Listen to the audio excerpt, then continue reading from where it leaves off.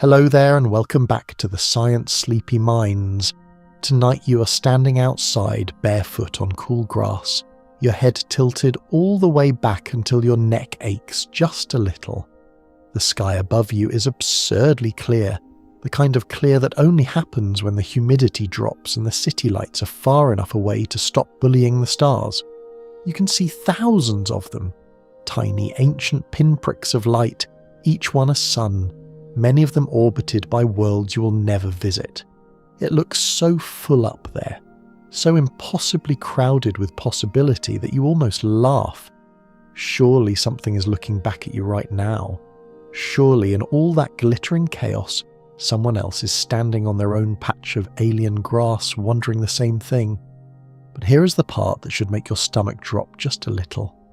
As far as every telescope, every satellite, every listening station, and every serious scientific survey can tell, nobody is out there.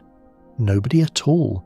The universe is empty, and the reasons it might be empty are significantly more terrifying than the emptiness itself. You probably will not survive this one emotionally intact, but that is what we are here for, isn't it? So before you get comfortable, take a moment to like the video and subscribe, but only if you genuinely enjoy what I do here. Also, drop a comment and tell me where you're tuning in from tonight. City, country, local time. I love reading those. Last week someone wrote in from a fishing boat off the coast of Norway at 3 a.m. That is dedication to sleepy science. Now, dim the lights, maybe turn on a fan for that soft background hum, and let's ease into tonight's journey together. You settle in, and the first thing you need to understand is just how big the numbers are. Not big in the way your phone bill is big, or in the way a mountain is big. Big in a way that the human brain was never designed to process, because your brain evolved to count things like predators and berries, not galaxies. The observable universe, just the part you can theoretically see with instruments, contains roughly 2 trillion galaxies. That is a 2 followed by 12 zeros, which already sounds like something a toddler would make up to win an argument. Each of those galaxies holds somewhere between 100 billion and a few hundred billion stars. So when you multiply it all out, you get a number of stars in the observable universe that lands somewhere around 700 sextillion. That is a 7 followed by 22 zeros, a figure so large it is essentially meaningless to your ape brain. And honestly, that is fine. You do not need to feel the number, you just need to know it is there. Now here is where it gets personal. In 1995, the Hubble Space Telescope pointed its lens at a tiny patch of sky that appeared to be completely empty, just a dark little square about the size of a grain of sand held at arm's length. Astronomers let the shutter stay open for 10 straight days, collecting every photon that wandered in from that seemingly blank nothing. When they developed the image, they found roughly 3,000 galaxies crammed into that single grain of sand window. Not stars, galaxies, each one containing billions of its own stars. You could pick almost any dark spot in the sky and find the same thing. The universe is not just large, it is aggressively, almost offensively large, as if it is daring you to comprehend it, and then chuckling when you fail. And in all of that space, across all of those trillions of galaxies and sextillions of stars, with planets orbiting many of them in what scientists call the habitable zone, the cozy orbital ring where liquid water can exist, you would expect life to be practically unavoidable. You would expect the cosmos to be noisy. Signals crisscrossing the void, ancient megastructures dimming distant stars, perhaps even probes drifting through your own solar system like cosmic junk mail. The math says it should be so. The chemistry says it should be so. The sheer brute probability of it, given the staggering number of chances the universe has had to cook up something alive, says it should be so. But the sky is quiet. Not just a little quiet. Perfectly, stubbornly, almost suspiciously quiet. You have been listening since the late 1950s, when a young astronomer named Frank Drake pointed a radio dish at two nearby stars and heard nothing but the soft hiss of background noise. Since then, humanity has scanned millions of star systems across dozens of frequencies, built increasingly sensitive detector arrays, launched space telescopes that can analyze the atmospheres of planets light years away, and the result has been the same every single time. Silence. Not even a maybe. Not even a tantalizing hint that stands up to serious scrutiny. Just a vast, ringing nothing that stretches from one end of the observable universe to the other. Scholars still argue whether absence of evidence really constitutes evidence of absence in this context. Some say we have barely begun to search, that we have checked only a cosmic thimbleful of the ocean. Others counter that if spacefaring civilizations existed in even modest numbers, their presence should be obvious by now, not hidden in some frequency we haven't thought to check, but blazingly, unmistakably there, the way a bonfire is obvious in a dark field. The debate is genuine and unresolved, and it sits at the centre of everything you're about to explore tonight. What makes this silence so unsettling is not just that it exists, it is that every serious attempt to explain it leads somewhere uncomfortable. Every answer to the question of why the universe appears empty forces you to accept something about reality that you would probably rather not think about right before bed. And yet here you are, pillow fluffed, lights dimmed, voluntarily walking into the dark. So let's keep going, because the numbers are about to get even more interesting and the quiet is about to get a whole lot louder. You're now sitting with those enormous numbers still rattling around in your skull, and you need a framework to make sense of them. Something that turns all those sextillions of stars into an actual argument.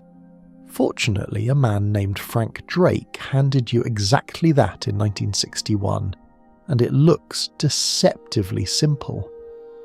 Picture a chalkboard in a conference room at the National Radio Astronomy Observatory in Greenbank, West Virginia. The chairs are uncomfortable, the coffee is terrible, and a handful of scientists have gathered for what might be the most ambitious brainstorming session in human history.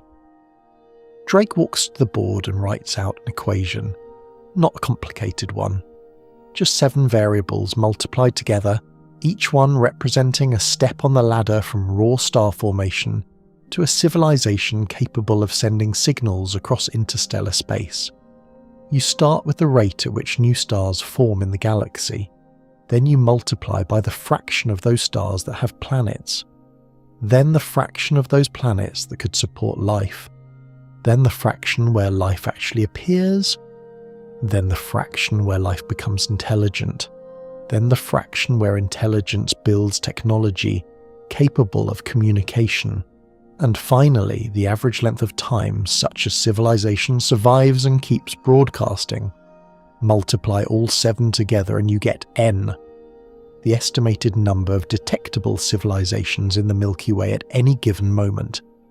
The equation itself is elegant and almost playful, like a recipe where every ingredient is a mystery. And that is precisely the problem. In 1961, most of those variables were pure guesswork. You knew the star formation rate reasonably well, but after that, every step descended further into speculation. What fraction of planets develop life? Nobody knew. What fraction of life becomes intelligent? Nobody could agree. How long does a technological civilization last before it collapses, blows itself up, or simply goes quiet? That one made the room especially uncomfortable, because in 1961 the Cold War was not a metaphor. It was a daily reason to glance nervously at the sky for a very different kind of signal. But here is what makes the Drake equation so haunting even today. When you plug in even cautiously optimistic numbers, not wild science fiction values, just gently hopeful ones, you get an N that is disturbingly large. Thousands of civilizations, maybe tens of thousands, maybe more. The Milky Way alone should be buzzing with chatter, a galactic party line of radio waves and laser pulses And who knows what other communication methods you have not even imagined yet? Some estimates, using values that most astronomers would consider perfectly reasonable, predict that there should be at least 10,000 broadcasting civilizations in your home galaxy right now. Not in the whole universe, just in the Milky Way, just in your little spiral arm neighborhood. And yet you hear nothing. You aim your dishes at the sky, you run your algorithms, you sift through terabytes of data looking for anything that deviates from natural noise, and every single time you come up empty. 10,000 civilizations, if the equation is even close to right, and not one of them has produced a signal strong enough, or persistent enough, or weird enough for you to notice. That gap between what the math predicts and what your instruments detect is not a small discrepancy. It is a chasm. It is the kind of chasm that keeps astrophysicists awake at night, which is ironic given what you're trying to do right now, but stay with it because the discomfort is part of the ride.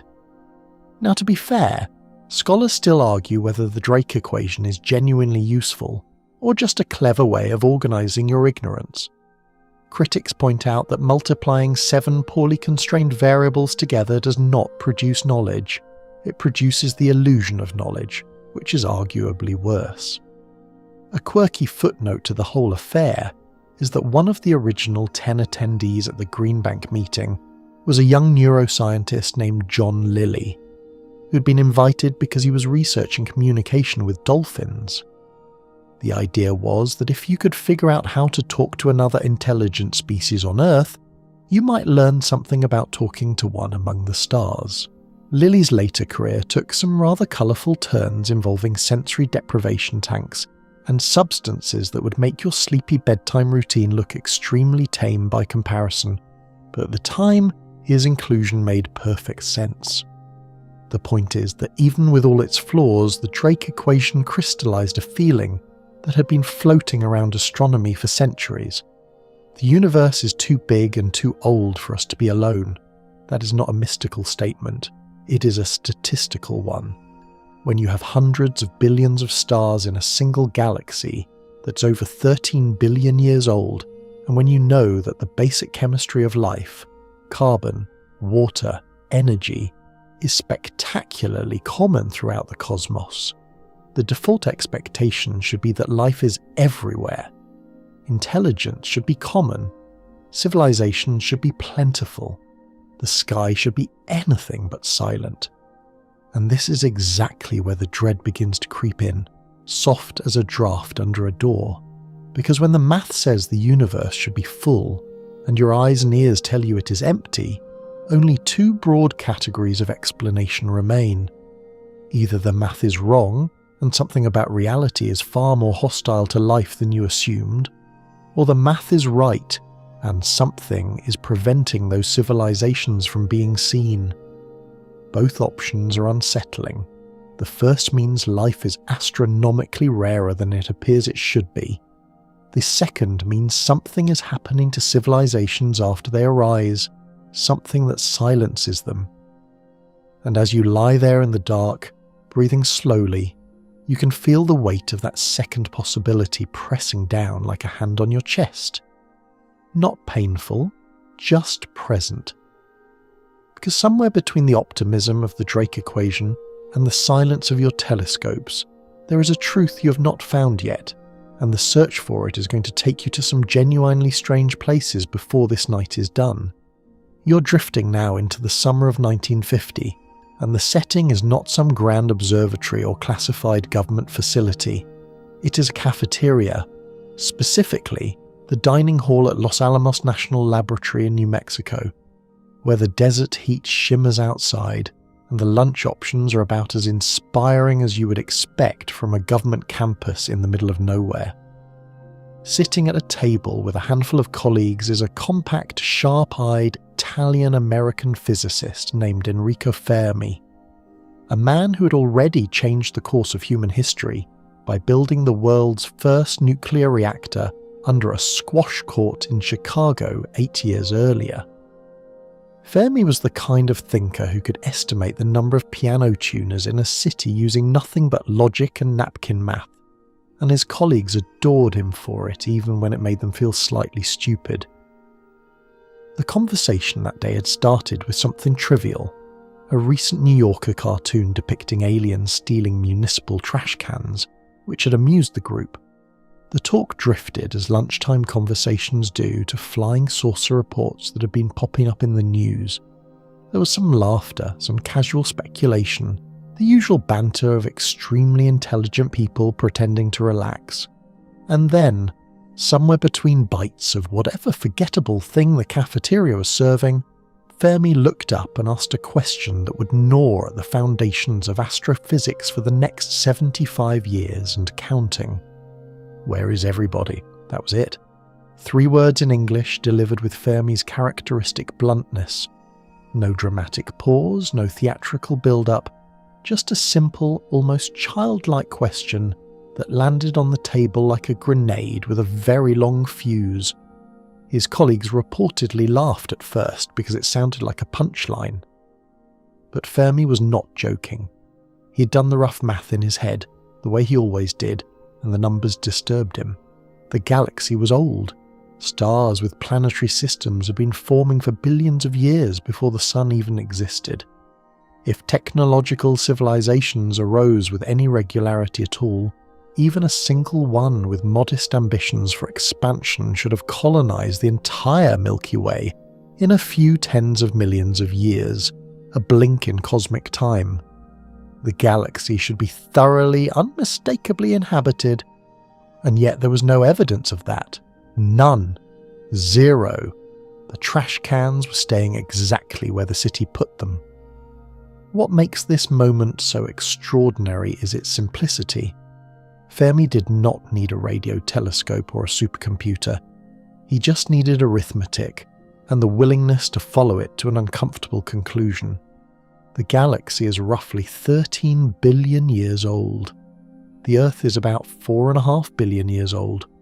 That means there were stars burning and planets forming for 8.5 billion years before your world even coalesced from a disk of dust and gas. Even if intelligent life is rare, even if it arises on only 1 in a million suitable planets, the head start is so enormous that the galaxy should have been colonized many times over by the time your ancestors were still figuring out how to breathe air instead of water.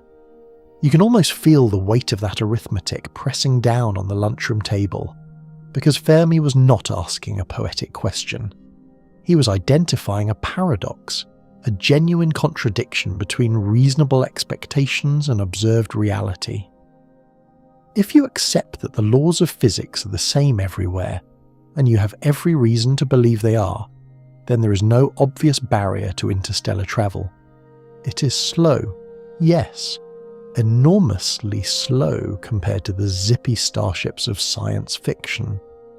But even at a fraction of the speed of light, using propulsion technologies that are theoretically possible right now, a civilization could send probes or colony ships to nearby stars within a few centuries. Those colonies could then send out their own ships, and so on. The math on this kind of exponential expansion is ruthless. Even with very conservative assumptions about speed and frequency, you can fill the entire galaxy in somewhere between 10 million and 100 million years. That sounds like a long time, until you remember the galaxy has had 13 billion years to work with. You could run this expansion scenario 100 times over and still have billions of years left as spare change. Scholars still argue whether Fermi himself considered the question truly paradoxical or simply interesting. Some historians of science suggest he moved on fairly quickly and did not dwell on it the way later thinkers would. A quirky detail that often gets lost is that Fermi made a small wager with his colleagues that same lunch about whether the flying saucer reports had extraterrestrial origins, giving it roughly 1 in 10 odds, which for a man of his rigour was surprisingly generous. But regardless of how seriously Fermi took his own question that afternoon, the question itself took on a life of its own. By the time physicist Michael Hart formalised the argument in a 1975 paper, and astronomer David Viewing coined the actual phrase Fermi Paradox shortly after.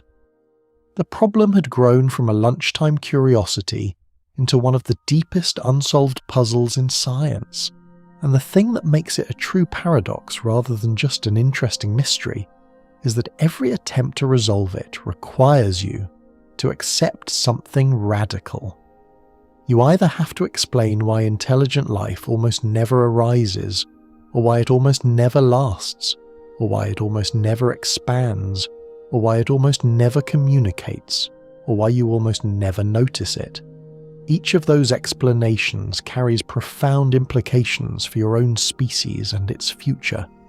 Each one is a mirror held up to humanity, and the reflections range from humbling to horrifying. You lie there, eyes half closed, thinking about Fermi sitting in that unremarkable cafeteria with his unremarkable lunch, asking a question so sharp it cut through decades of assumption. The desert sun was blazing outside that day. The nuclear age was barely 7 years old, and a man who understood explosions better than almost anyone alive looked up at a sky full of silent stars and noticed something was missing. That absence is what you're going to spend the rest of this night exploring, and the deeper you go, the stranger it gets.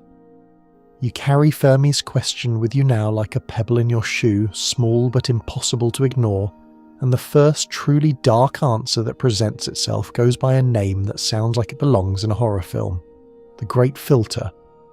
The concept is simple enough to state, and terrifying enough to keep cosmologists staring at their bedroom ceilings at 2 a.m. Somewhere between dead chemistry and a galaxy-spanning civilization, there is a step that is almost impossible to pass. A bottleneck so severe that virtually every aspiring species slams into it and goes no further. The question that should make your pulse tick up just slightly is whether humanity has already squeezed through that bottleneck, or whether it is still ahead of you, waiting patiently in your future like a trap door in a dark hallway. The idea was articulated most clearly by economist Robin Hanson in 1996, and what makes it so elegant is that it does not tell you where the filter is. It simply insists that the filter must exist somewhere, because the alternative, that there is no filter and civilizations regularly mature into galaxy-colonizing empires, is flatly contradicted by the emptiness you observe. Something is stopping the process. Something is catching almost everyone, and the location of that something determines whether you should be hopeful or very, very afraid. Let's walk through the possibilities, and you can feel free to pull the blanket a little tighter as you go. If the Great Filter is behind you, then humanity has already beaten the odds. The impossible step was something in your past, perhaps the origin of life itself, or the leap from simple cells to complex ones, or the development of multicellular organisms, or the emergence of intelligence. If any of these transitions were so staggeringly unlikely that they almost never happen anywhere, then the silence of the cosmos makes perfect sense. The universe is not empty because civilizations keep dying. It is empty because they almost never get started. You are the freak. You are the 1 in a trillion accident that threaded the needle, and the reason nobody's out there is that the needle is almost impossible to thread. This is, oddly enough, the optimistic scenario. It means the road ahead of you is potentially clear. There is no cosmic death trap waiting for you in your technological adolescence, no inevitable self-destruction written into the DNA of intelligent species. You got lucky early, and now the galaxy is yours for the taking if you can just avoid doing something catastrophically stupid, which admittedly is a significant if when it comes to your species. But the math at least permits hope. The silence is a monument to how rare your existence is, not a warning about what comes next. But now you flip the coin, and the other side is where the real dread lives. If the Great Filter is ahead of you, then the hard part is not behind you at all. It is coming. Every civilization that has ever arisen on every world throughout the galaxy has hit this wall and failed to get past it. They developed tools, built cities, split atoms, maybe even launched a few hopeful signals into the void, and then something stopped them. Every single one. The universe is littered with the unmarked graves of species that got exactly as far as you have gotten right now and no further. What could that filter look like? You do not have to reach very far to find candidates. Nuclear annihilation is the obvious one, the scenario that was keeping Fermi's own colleagues awake in 1950. A species clever enough to unlock the atom is a species holding a loaded weapon with shaking hands, and the margin for error shrinks with every warhead manufactured. Climate collapse is another candidate, the slow-motion version where a civilization cooks its own planet through the waste product of its own ingenuity. There is engineered pandemic, where biotechnology reaches the point that a single, disturbed individual can synthesize something that makes the bubonic plague look like a mild inconvenience. There is artificial intelligence misalignment, a scenario where you build something smarter than yourself and it pursues goals that do not include your survival. Each of these is a plausible great filter, and the unsettling thing is that humanity is either currently facing or rapidly approaching every single one of them simultaneously. Scholars still argue whether the filter is more likely to be a single catastrophic event or a cumulative grinding process, a death by 1,000 cuts, where each civilization slowly loses the coherence and will to expand. A quirky wrinkle in the debate comes from the field of astrobiology, where some researchers have suggested that the real filter might be something as seemingly mundane as the invention of social complexity.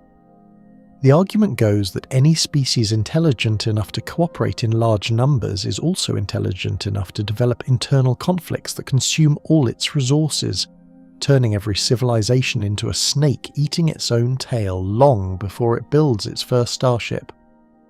What makes the Great Filter truly maddening is that you cannot determine which side of it you're on by looking at your own history alone.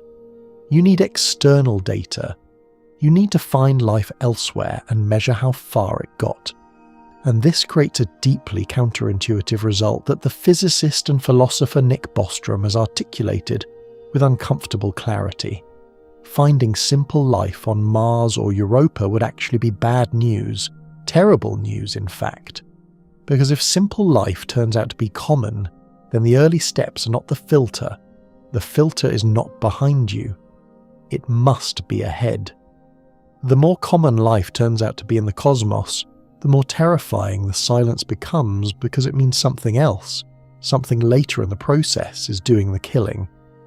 So you lie there in the dark, turning this over. Either you are cosmically special, an almost miraculous fluke, and the road ahead is open, or you are cosmically ordinary. Life is everywhere, and something is about to end, you just like it ended everyone else. The universe is not going to tell you which one it is, not tonight.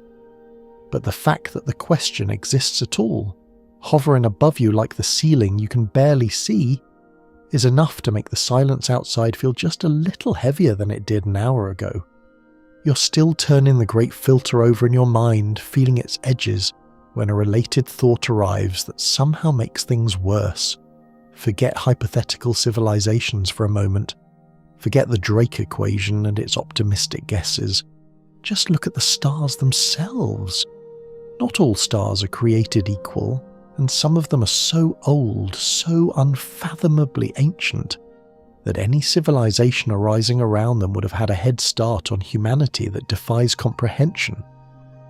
And yet those stars sit dark and quiet in your telescopes, showing no signs of engineering, no signs of harvesting, no signs that anyone has ever touched them. That absence is not just puzzling, it is a specific, pointed, deeply uncomfortable kind of quiet. Consider this.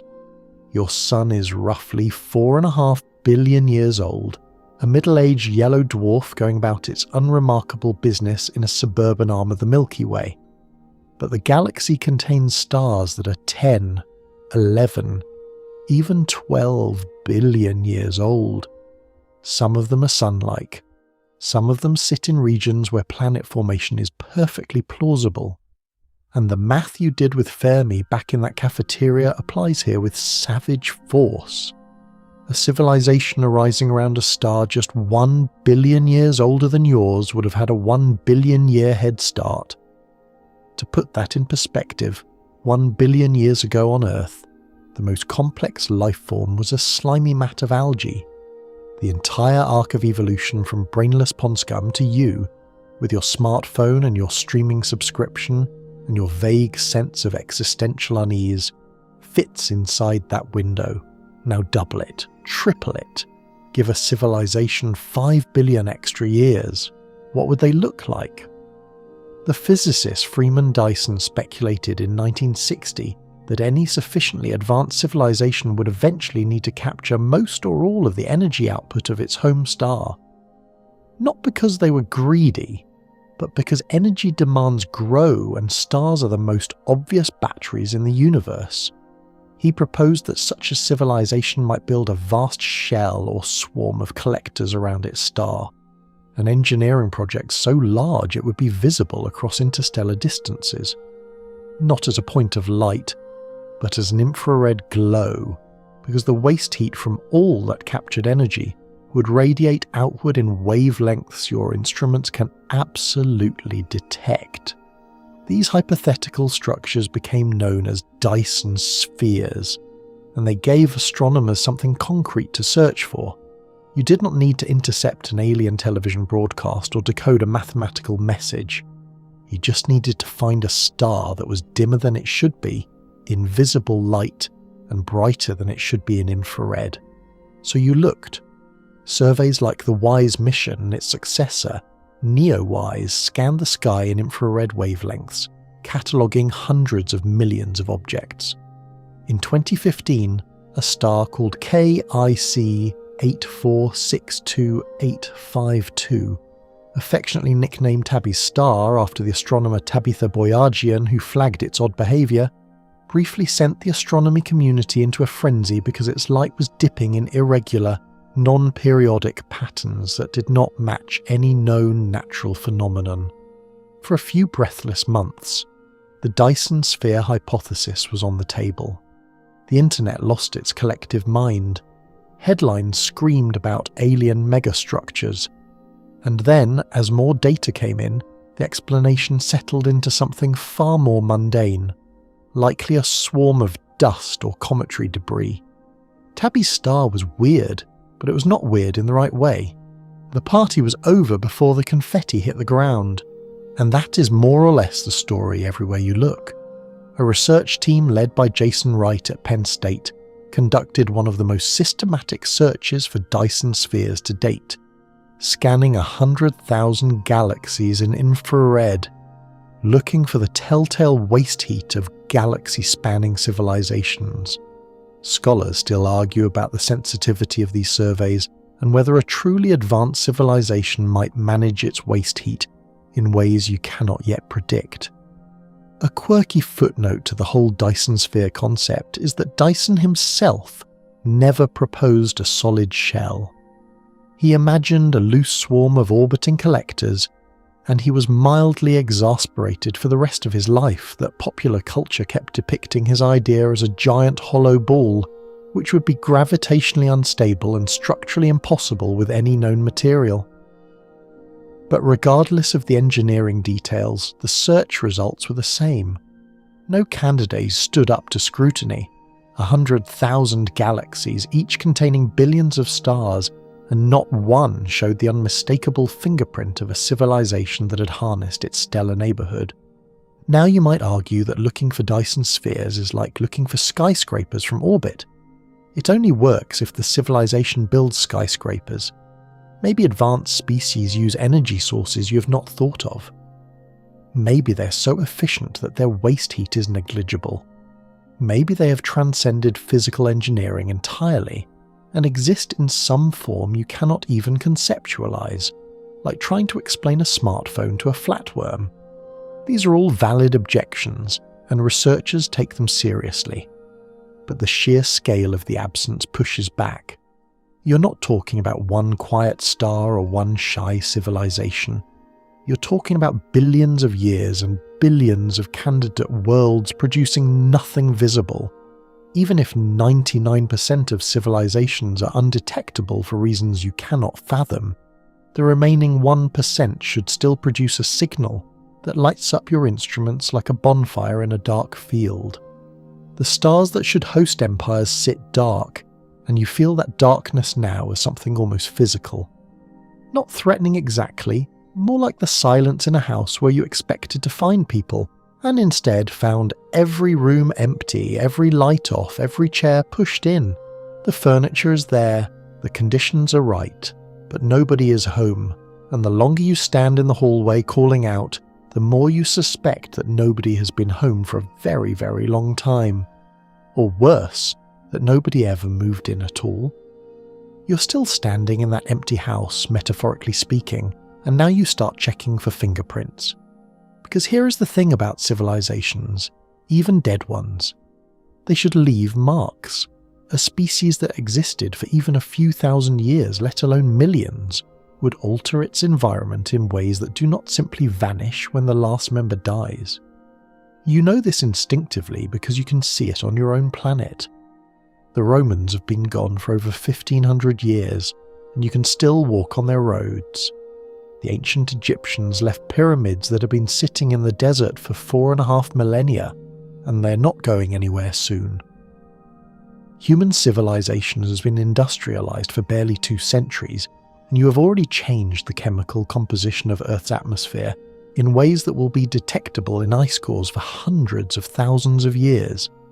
If you vanished tomorrow, every human gone in an instant, the geological record would still bear your scars for millions of years to come. Plastic embedded in sediment layers, radioactive isotopes from nuclear tests, a thin stratum of chicken bones. Because future paleontologists are going to have some very specific questions about your dietary choices. Now scale that up, scale it way up. Imagine a civilization that lasted not for thousands of years, but for millions. A species that spread across multiple star systems, harvested energy from its suns, mined asteroids and reshaped worlds. Even if that civilization collapsed completely, even if every living member perished and every computer shut down and every city crumbled to dust, the evidence should persist. Waste heat from their infrastructure would linger. Chemical signatures in the atmospheres of their planets would remain. Altered orbits of asteroids and moons would be detectable. Abandoned megastructures, even degraded ones, would still block or scatter starlight in unusual patterns. The universe has an extraordinarily long memory, and the bigger the civilization, the harder it is to erase.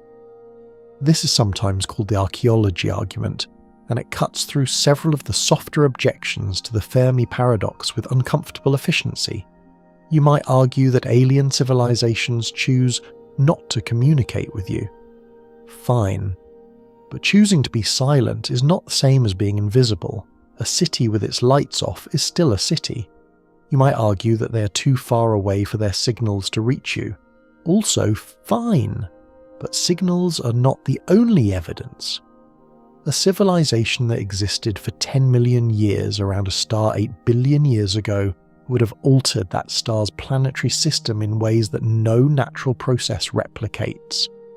You do not need to receive a phone call, you just need to read the room. And yet when you read the room is clean, suspiciously clean, forensically clean, as if someone has wiped every surface and vacuumed every carpet. The search for what scientists call technosignatures, any measurable evidence of alien technology, has expanded enormously in recent years. You're no longer just listening for radio signals.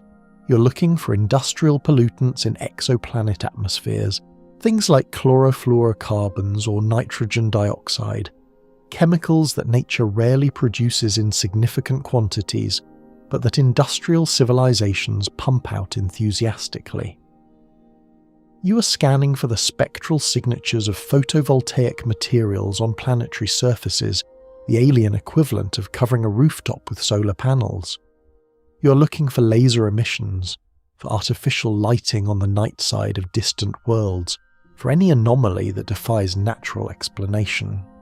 A particularly fascinating avenue involves searching for what some researchers have called necrosignatures, the markers of civilizations that are specifically dead. The idea is that certain byproducts of technology are so persistent that they outlast the species that created them. On Earth, synthetic chemicals like certain perfluorinated compounds could remain detectable in the atmosphere for tens of thousands of years after humanity disappears.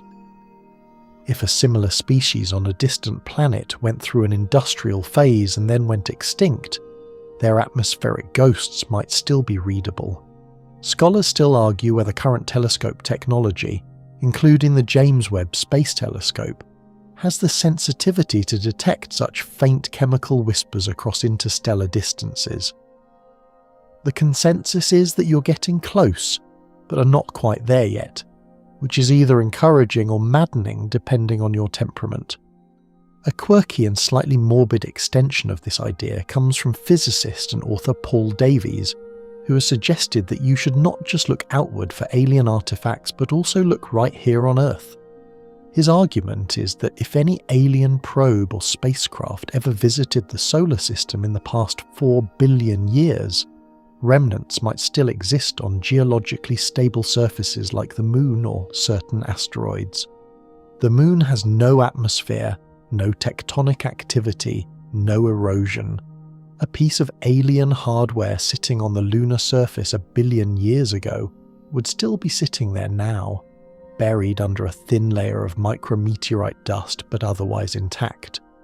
Nobody has conducted a systematic search for such objects, partly because the Moon is large and partly because funding agencies tend to get nervous when you write "looking for alien garbage" on a grant application.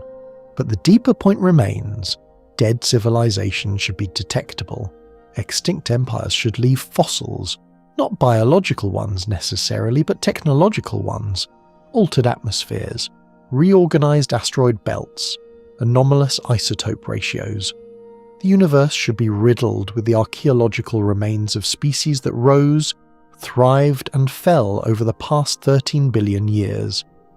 And the fact that you find none of these ghost signatures means one of a few things.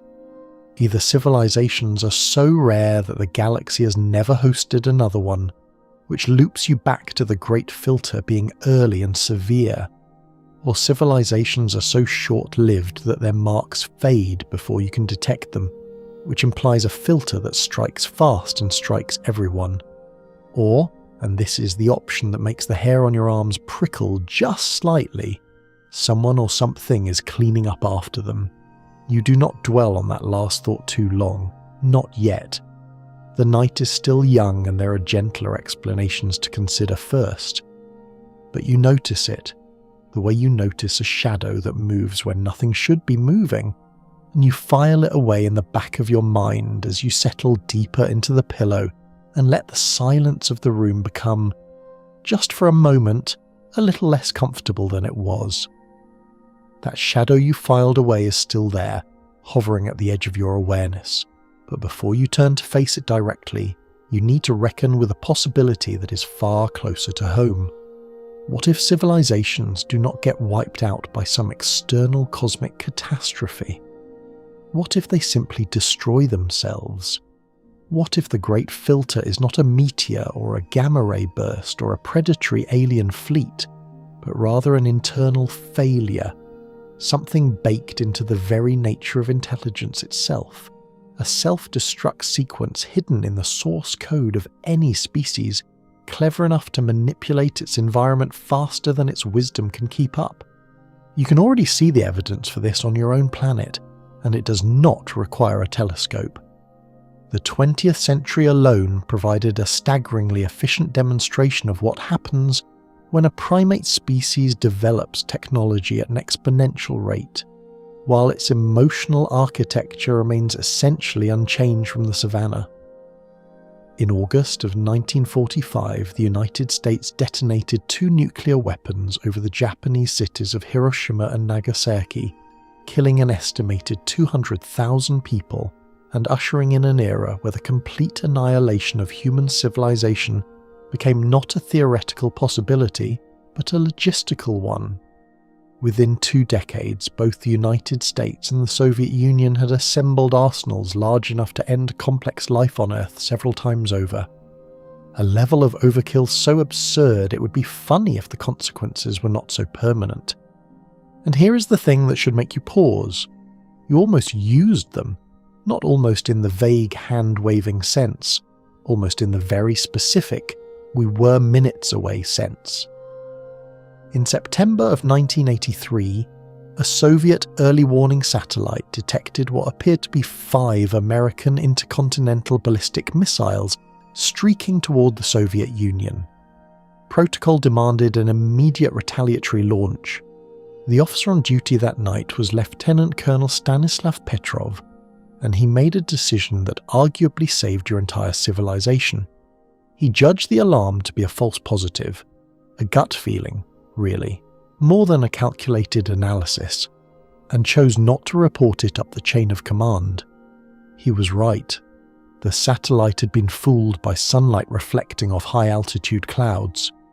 But if a different officer had been on duty, someone more rigid, more protocol-driven, more afraid of being blamed for inaction, you might not be lying here tonight listening to this. The margin between your continued existence and nuclear winter was one man's hunch on a September night in a bunker outside Moscow. Nuclear weapons are the most dramatic example, but they are far from the only way a civilization can eat itself. You can do it with biology. The tools of genetic engineering have become so accessible that undergraduate students can now edit genomes in university laboratories that cost less to equip than a mid-range sedan. The same technology that allows you to develop vaccines at unprecedented speed also allows you in principle to engineer pathogens of unprecedented lethality.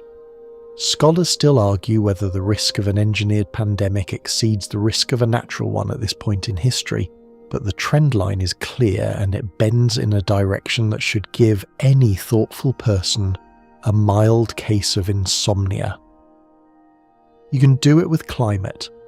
A species that burns through its planet's stored carbon in a few centuries, altering atmospheric chemistry faster than ecosystems can adapt, is running an experiment with no control group and no do-over. You have already raised global temperatures by more than 1 degree Celsius since the Industrial Revolution, and the feedback loops are beginning to kick in with the kind of lazy inevitability that makes climate scientists reach for very strong coffee. Permafrost melting releases methane. Methane traps more heat. More heat melts more permafrost. It is a cycle that does not care about your policy debates, or your economic models, or your sincere intentions to recycle more often. And then there is artificial intelligence, the newest entrant in the existential risk catalogue, and arguably the most unpredictable. You are building systems that can process information faster and in greater volume than any human brain, and you're doing so without a clear understanding of how those systems arrive at their conclusions or what they might optimize for if given sufficient autonomy. A quirky and somewhat unnerving detail from the early history of AI research is that one of the foundational papers in the field, written by Alan Turing in 1950, already anticipated this problem. Turing noted that a machine capable of genuine learning would eventually surprise its creators, and not always pleasantly.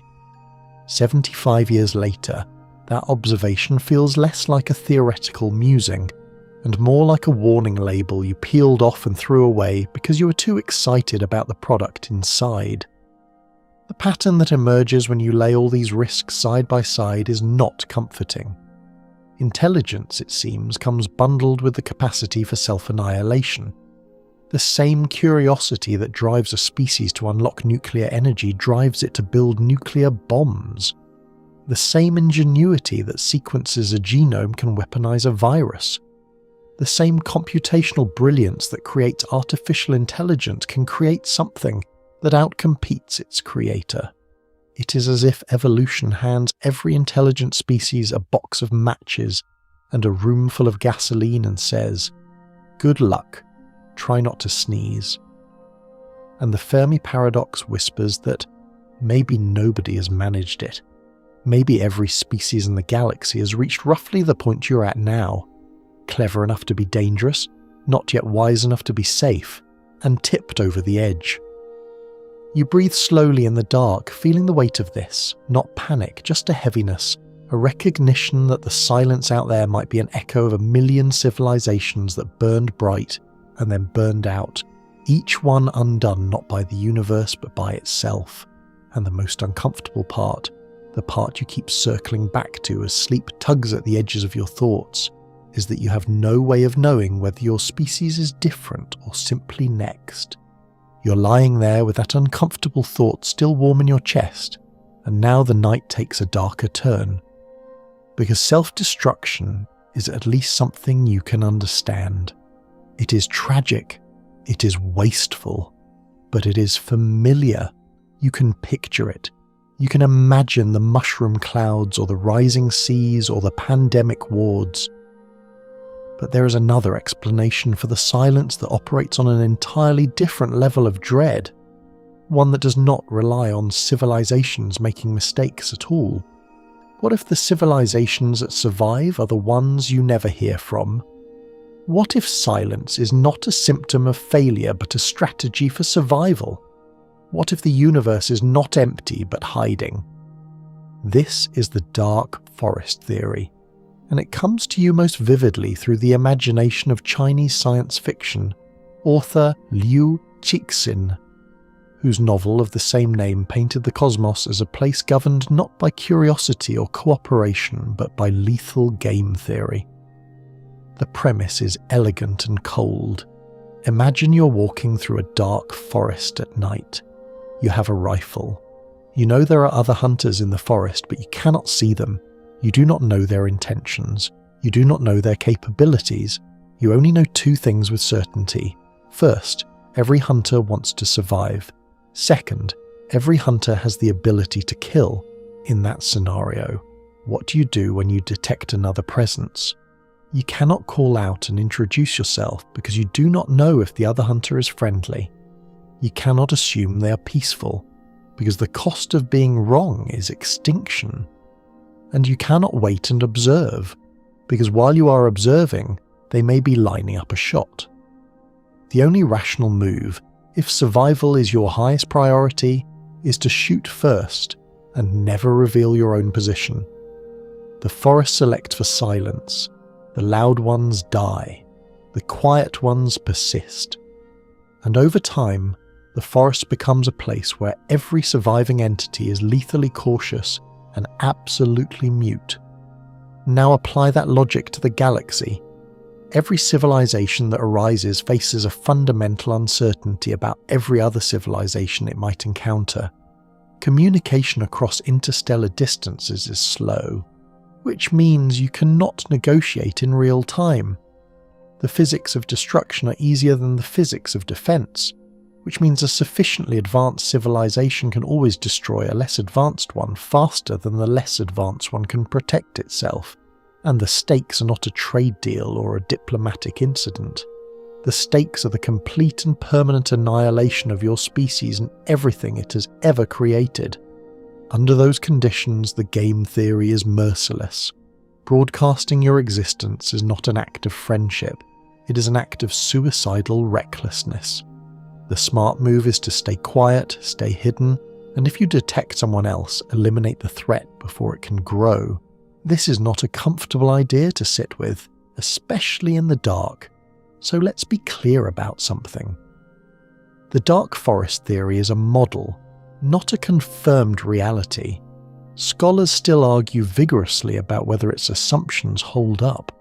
The theory requires that civilizations cannot reliably determine each other's intentions, which may not be true. A species capable of interstellar communication might also be capable of establishing trust through verifiable signals. It requires that the cost of being wrong about a friendly civilization is higher than the cost of destroying it, which presumes a level of paranoia that may not be universal among intelligent beings. And it requires that destruction is always easier than communication, which is debatable in a universe where the distances are so vast that even light takes years to cross between neighbouring stars. But even with those caveats, the dark forest theory has a seductive internal consistency that is hard to shake. It explains the silence without requiring that civilizations fail. It explains the absence of megastructures without requiring that technology stalls. It explains why SETI has heard nothing without requiring that nobody is there. Everyone is there. They're just holding perfectly still, breathing as quietly as possible, because they have learned what happens to those who make noise. And the really disturbing implication, the one that should make you pull the blanket up just a fraction higher, is that humanity has been making a spectacular amount of noise. You have been broadcasting electromagnetic radiation into space for over a century.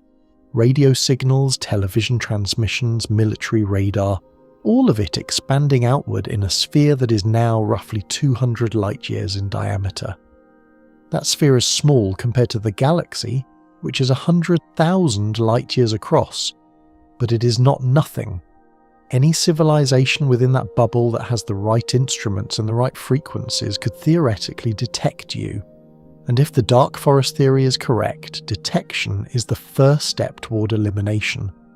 A quirky and somewhat chilling historical detail is that in 1974, astronomers used the Arecibo radio telescope to deliberately beam a message toward the globular star cluster M13, about 25,000 light-years away. The message contained basic information about humanity, your numbers, your DNA, your solar system. It was meant as a celebration of human ingenuity, a kind of cosmic hello. But in the framework of the dark forest, it was something closer to standing up in the middle of that dark forest, turning on a flashlight and shouting your name and home address. The message will not arrive at M13 for another 25,000 years, so the consequences are distant, but the principle is immediate. You announced yourself without knowing who was listening. The night air feels a little thinner now, does it not? The room a little more exposed. You remind yourself that this is just a theory, one model among many, and there are good reasons to think the universe might be kinder than a dark forest. But the silence fits. That is the unsettling part.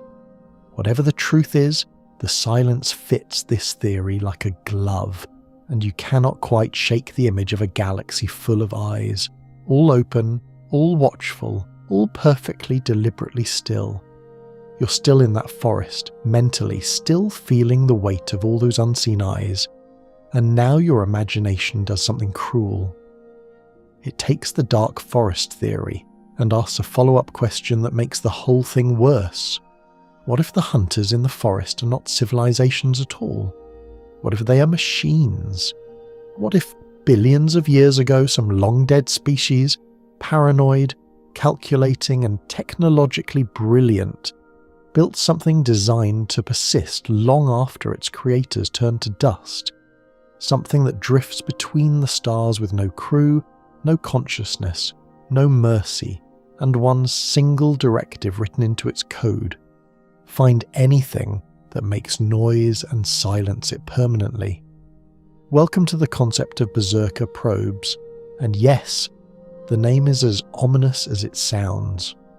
The idea was popularized by science fiction author Fred Saberhagen in the 1960s, but it has since crawled out of fiction and into serious scientific discussion, because the logic behind it is distressingly sound. If you can build a self-replicating machine, a probe that lands on an asteroid, mines its resources, manufactures copies of itself, and sends those copies onward to new star systems. Then you can fill the galaxy with your hardware in a relatively short time. The same exponential math that makes biological colonization feasible in tens of millions of years works even better for machines that do not need food, oxygen, or bathroom breaks. A single seed probe, launched once, could populate the entire Milky Way with its descendants in perhaps 1 million years. And if those descendants are programmed not to explore or communicate but to sterilize, you have created a weapon that outlasts its wielder by geological ages. The concept is sometimes discussed under the broader heading of von Neumann probes, named after the mathematician John von Neumann, who formalized the theory of self-replicating machines in the 1940s. Von Neumann was interested in the abstract mathematics of systems that could copy themselves, a question that has obvious relevance to biology but also to engineering. A von Neumann probe is simply any machine capable of using raw materials to build a replica of itself, make it autonomous, give it a propulsion system and point it at the nearest star. When it arrives, it reproduces, and the copies head for the next stars over. The galaxy fills up with probes the way mold colonizes a petri dish. Slowly at first, then suddenly everywhere. Now, a von Neumann probe does not have to be hostile. You could design one to explore, to catalogue, to gently observe.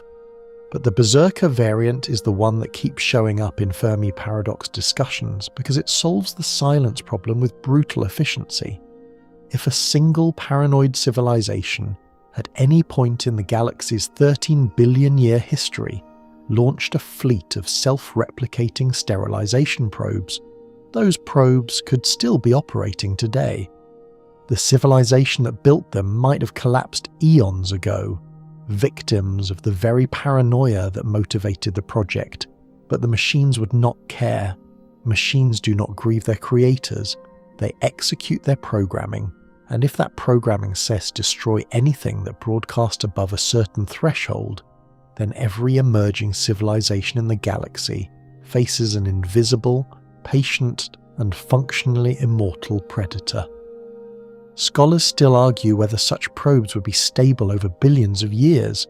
Software degrades, hardware erodes, copying errors accumulate across generations of self-replication, the same way genetic mutations accumulate in biological populations. A probe that has replicated itself 1 million times might bear little resemblance to the original, and its programming might have drifted into something unrecognizable. This is a legitimate objection, and it offers some comfort. But it is also possible that a sufficiently advanced engineer could build in error correction protocols robust enough to maintain fidelity across astronomical timescales. You do it with DNA, after all. The genetic code has been copying itself with remarkable accuracy for nearly 4 billion years on Earth. If chemistry can manage it, there is no obvious reason silicon and metal cannot. A quirky tangent in this discussion involves a real object that briefly made some very serious people very nervous.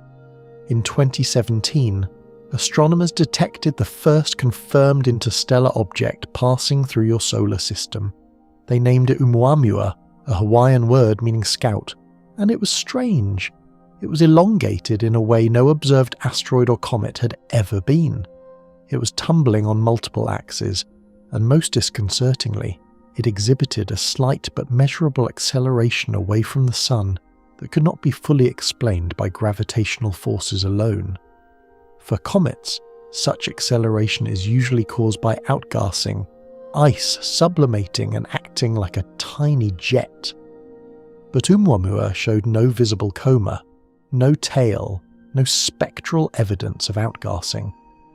Harvard astronomer Avi Loeb published a paper suggesting with full academic seriousness that the acceleration could be explained if Oumuamua was a thin, flat artificial object, perhaps a light sail, pushed by solar radiation pressure.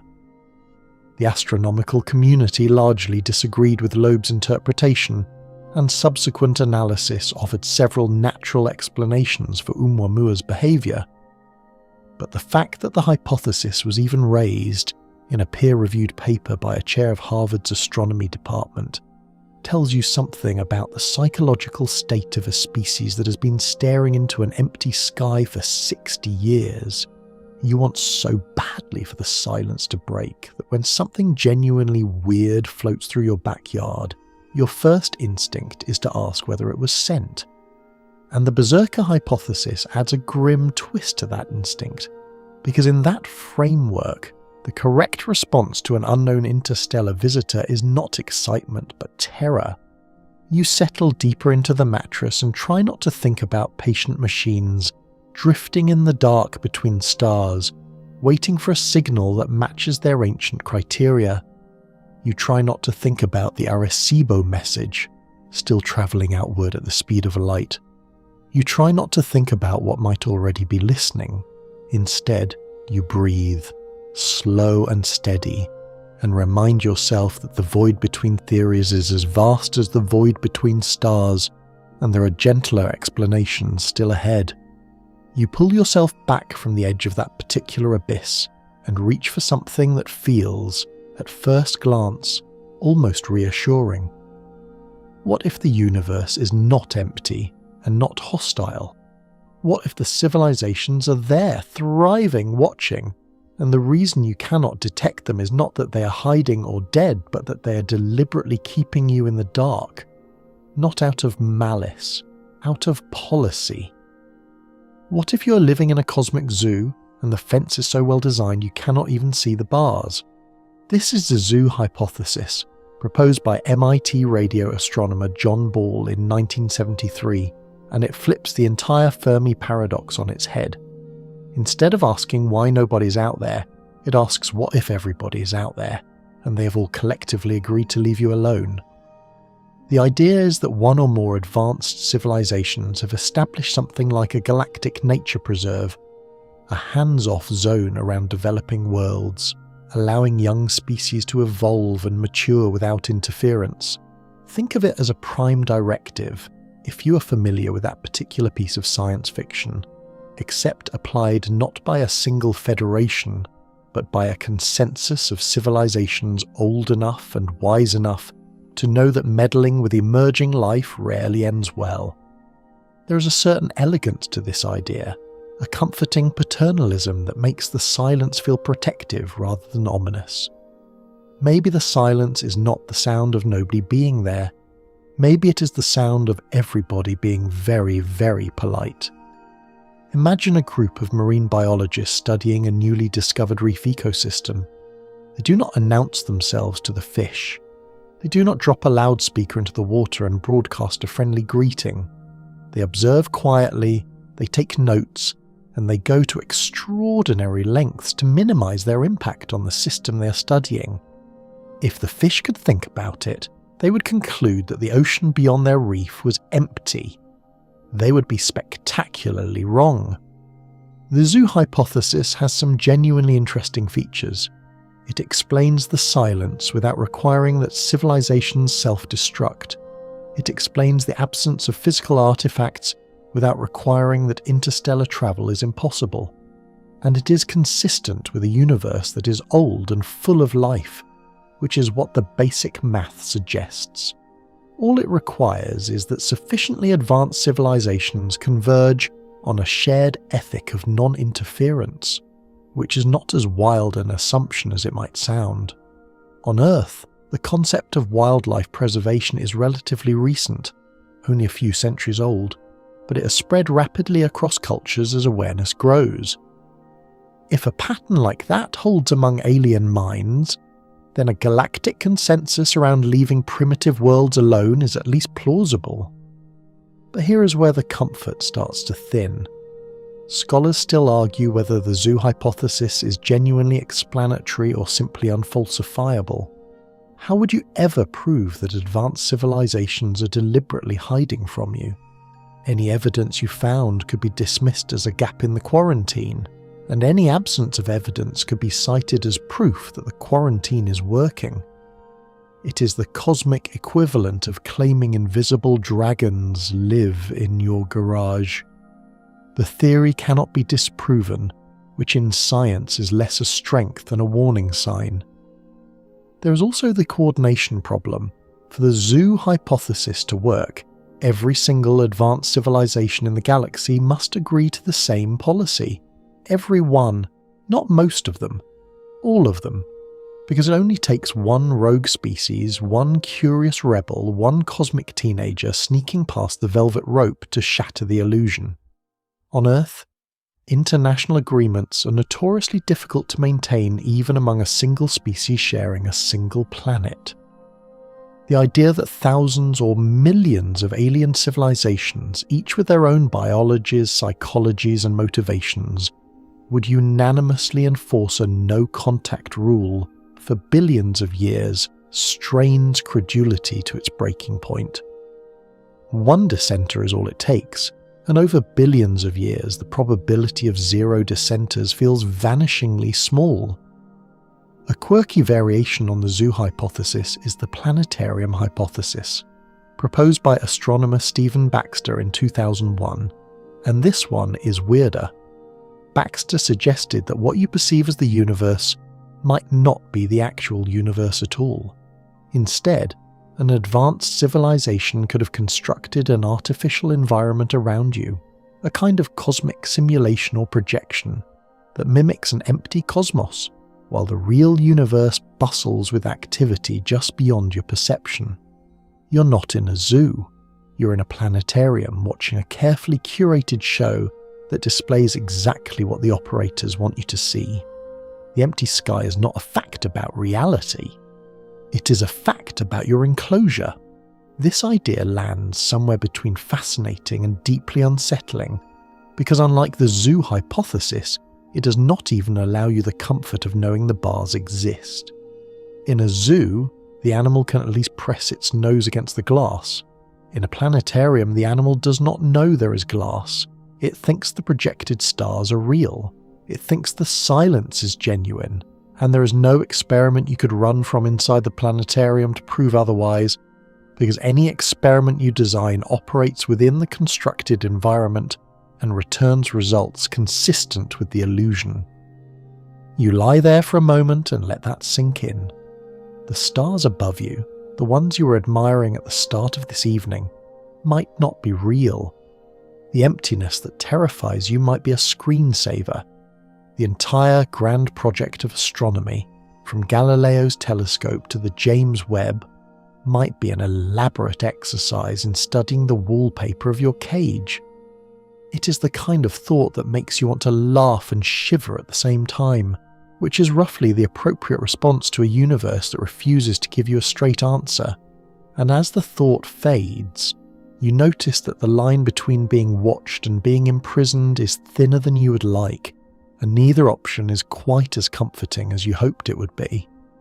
You're already halfway down the rabbit hole of constructed realities, so you might as well keep falling. Because the planetarium hypothesis, strange as it is, turns out to be a gateway to an even more disorienting idea.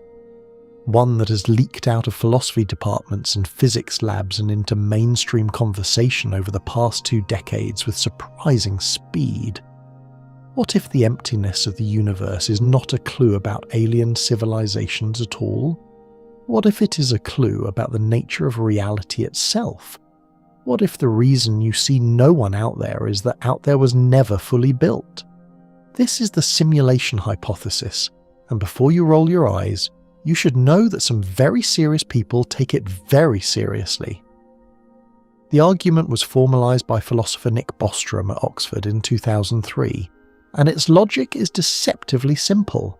Assume that it is possible, even in principle, for a sufficiently advanced civilization to run detailed simulations of conscious beings, not video game characters, actually conscious minds experiencing subjective reality from the inside, believing themselves to be real.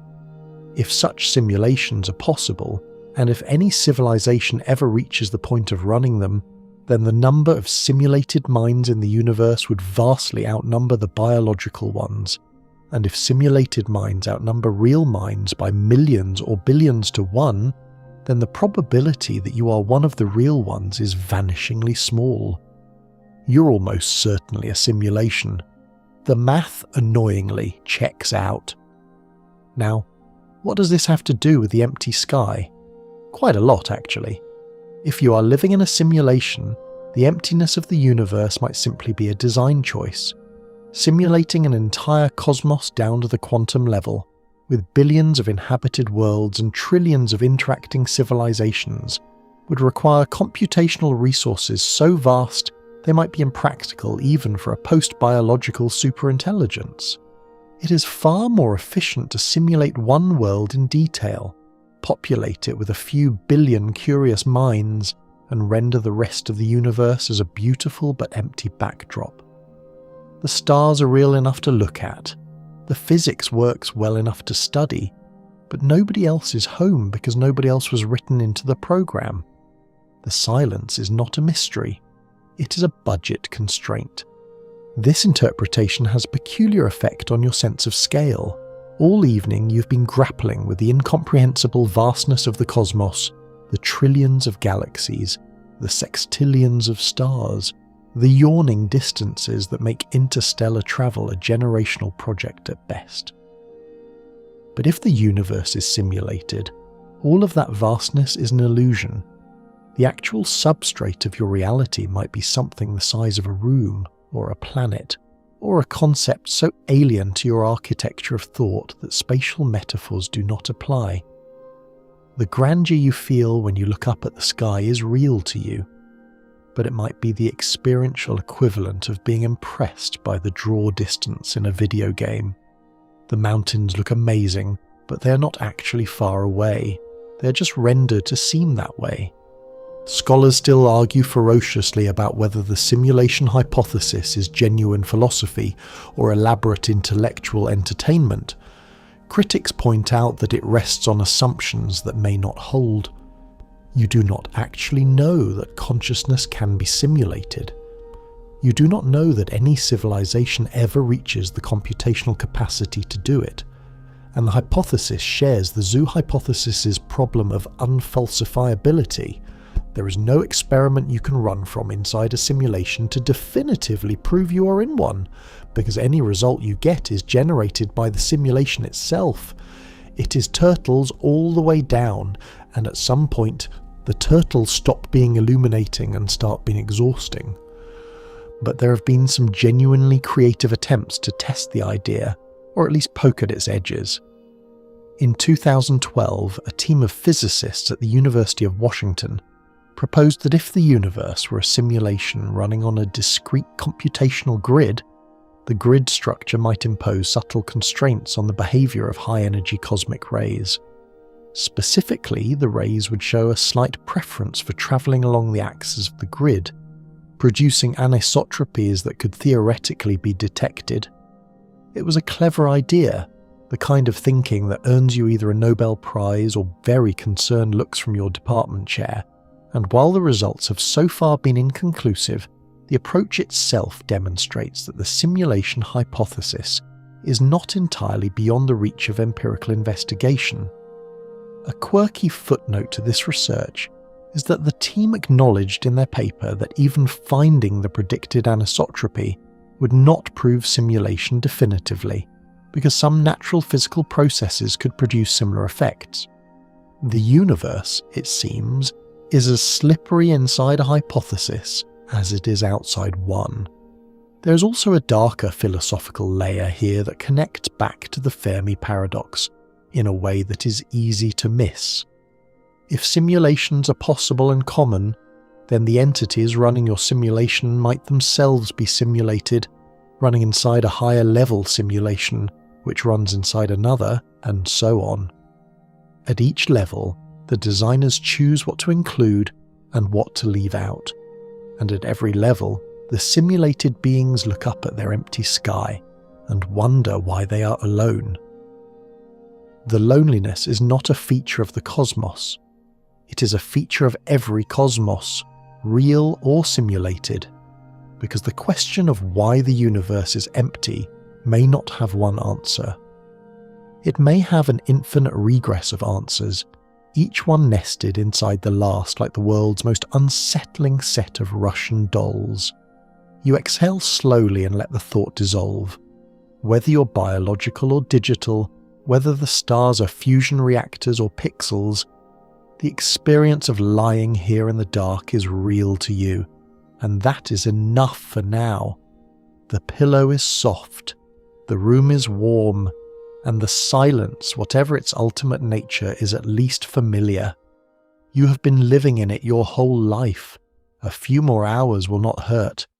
You let the simulation idea settle like sediment in still water and turn your attention to something more tangible, more mechanical, more rooted in the physics you can actually measure. Because there is an explanation for the Fermi Paradox that does not require paranoid aliens, self-replicating killbots, or cosmic puppet masters. It does not even require that civilizations fail. It just requires that the universe is really truly punishingly large, and that the speed of light is not a suggestion, but a wall. What if nobody has come to visit because nobody can? What if interstellar travel is not merely difficult, but permanently, fundamentally impossible for biological life, and every civilization that has ever existed is an island slowly burning out alone in the dark? You have grown up with science fiction that treats interstellar travel as an engineering problem. Warp drives, hyperspace, wormholes, cryogenic sleep, generation ships. The cultural vocabulary is rich with solutions, and they all share an implicit optimism that the distances between stars are obstacles to be overcome rather than boundaries to be respected. But the actual physics tells a rather different story, and it is the kind of story that does not get optioned for a film because nobody wants to watch a movie where the protagonist does math and then stays home. The nearest star to your sun is Proxima Centauri, a dim red dwarf about 4.2 light-years away. That sounds almost neighbourly until you convert it to a unit your brain can process. A light-year is roughly 9.5 trillion kilometres. Multiply that by 4.2 and you get approximately 40 trillion kilometres, a distance so absurd that analogies break down trying to illustrate it. If you launched the fastest spacecraft humanity has ever built, the Parker Solar Probe, which screams along at about 700,000 kilometers per hour, it would take you over 6,000 years to reach Proxima Centauri. 6,000 years ago, you were just inventing writing. The entire recorded history of human civilization fits inside the travel time to your nearest neighbour, and the galaxy is 100,000 light-years across. The speed of light, 300,000 kilometers per second, is the cosmic speed limit. Nothing with mass can reach it. Getting even close to it requires energy inputs that scale exponentially as you approach, meaning each incremental gain in speed costs dramatically more than the last. To accelerate a modest spacecraft to just 10% of light speed, you would need an energy output roughly equivalent to the total annual energy consumption of human civilization. And that gets you to Proxima Centauri in about 42 years, which is a plausible human lifetime, but an absolutely grueling mission profile that involves coasting through a near-perfect vacuum with no possibility of rescue, resupply, or course correction for over 4 decades. Scholars still argue about whether exotic propulsion concepts could circumvent these limitations. The Alcubierre drive, proposed by Mexican physicist Miguel Alcubierre in 1994, describes a theoretical mechanism for contracting space ahead of a vessel and expanding it behind, effectively moving the bubble of space itself rather than moving the ship through space. It is mathematically consistent with general relativity, which is exciting, but it requires a form of energy with negative density, which has never been observed in nature and may not exist, which is considerably less exciting. A quirky detail about the Alcubierre drive is that the original formulation required more energy than exists in the observable universe. Subsequent refinements have brought the energy requirements down, but they remain firmly in the category of numbers so large they might as well be infinity from an engineering standpoint. Then there are generation ships, the slow approach, where you accept the speed limit and simply send a self-sustaining colony that breeds and dies across centuries of travel. This is technically possible with foreseeable technology, but the biological and social challenges are staggering. You need a closed ecosystem that can recycle air, water, and nutrients indefinitely. You need a population large enough to maintain genetic diversity but small enough to feed. You need a social structure that can remain stable across dozens of generations of people who are born in transit, will die in transit, and must somehow maintain the mission parameters set by ancestors they never met. The history of long-duration, isolated communities on Earth is not encouraging. Mutinies, schisms, resource conflicts, and simple psychological deterioration have plagued virtually every attempt at sustained human isolation, from Antarctic research stations to submarine crews, and those are measured in months, not centuries. The implications for the Fermi Paradox are stark. If interstellar travel is effectively impossible for biological life, then every civilization is trapped in its home system. It can see the stars but never touch them. It can broadcast signals but never shake hands. And this means the galaxy could be full of intelligent species, each one looking up at the same silent sky, each one asking the same desperate question, and none of them able to bridge the gap. The silence is not evidence of absence, it is evidence of distance. The party is happening, but every guest is locked in a separate room with no door. This is, in some ways, the saddest resolution to the Fermi Paradox. Not the most terrifying, not the most dramatic, but the most quietly heartbreaking. It means the universe might be teeming with minds, with music, with art and science and wonder, and none of it will ever reach you. Every civilization is a candle burning in its own sealed jar, visible to no one, warming nothing but itself, and eventually flickering out alone. You think about that for a moment, really sit with it, and the silence in your room takes on a different quality. Not menacing, not suspicious, just immeasurably, achingly lonely.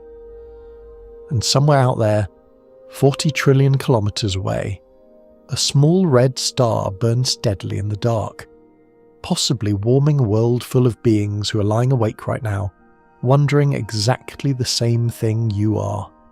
You're still feeling the ache of that cosmic loneliness when the universe decides to remind you that distance is not the only thing it uses to enforce silence.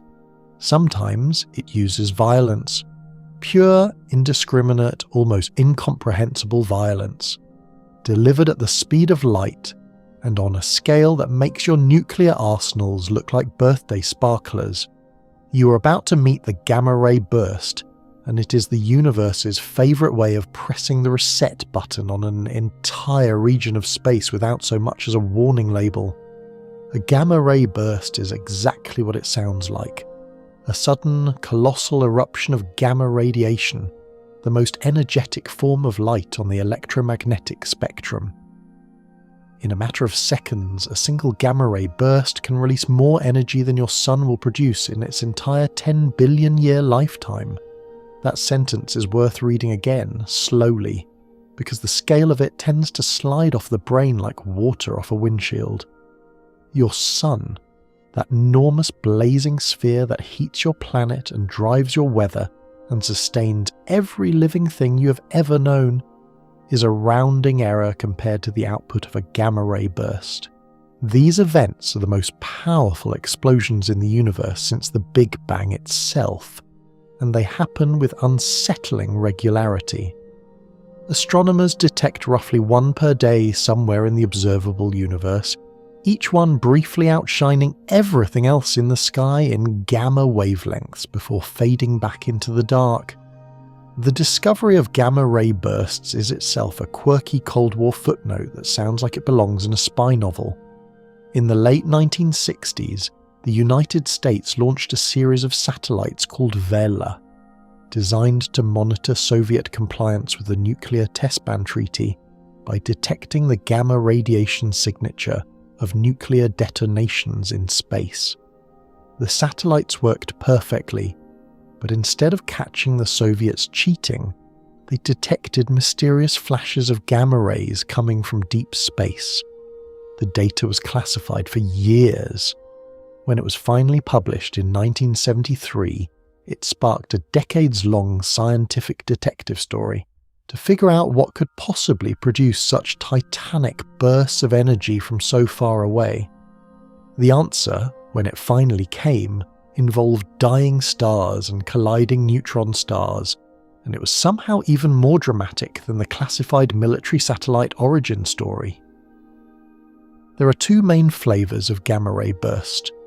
Long-duration bursts lasting more than 2 seconds and sometimes up to several minutes are typically caused by the collapse of a massive star at the end of its life.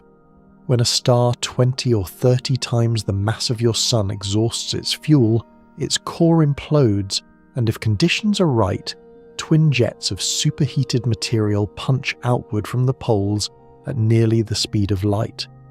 Those jets carry enough energy to sterilize anything in their path across thousands of light years. Short-duration bursts lasting less than 2 seconds are generally thought to result from the merger of two neutron stars, objects so dense that a teaspoon of their material would weigh about 1 billion tons on Earth. When two of these impossibly compressed stellar corpses spiral into each other and collide, the resulting explosion is brief but ferocious. Now here is where this becomes relevant to the emptiness of the sky. A gamma-ray burst does not need to hit your planet directly to ruin your day.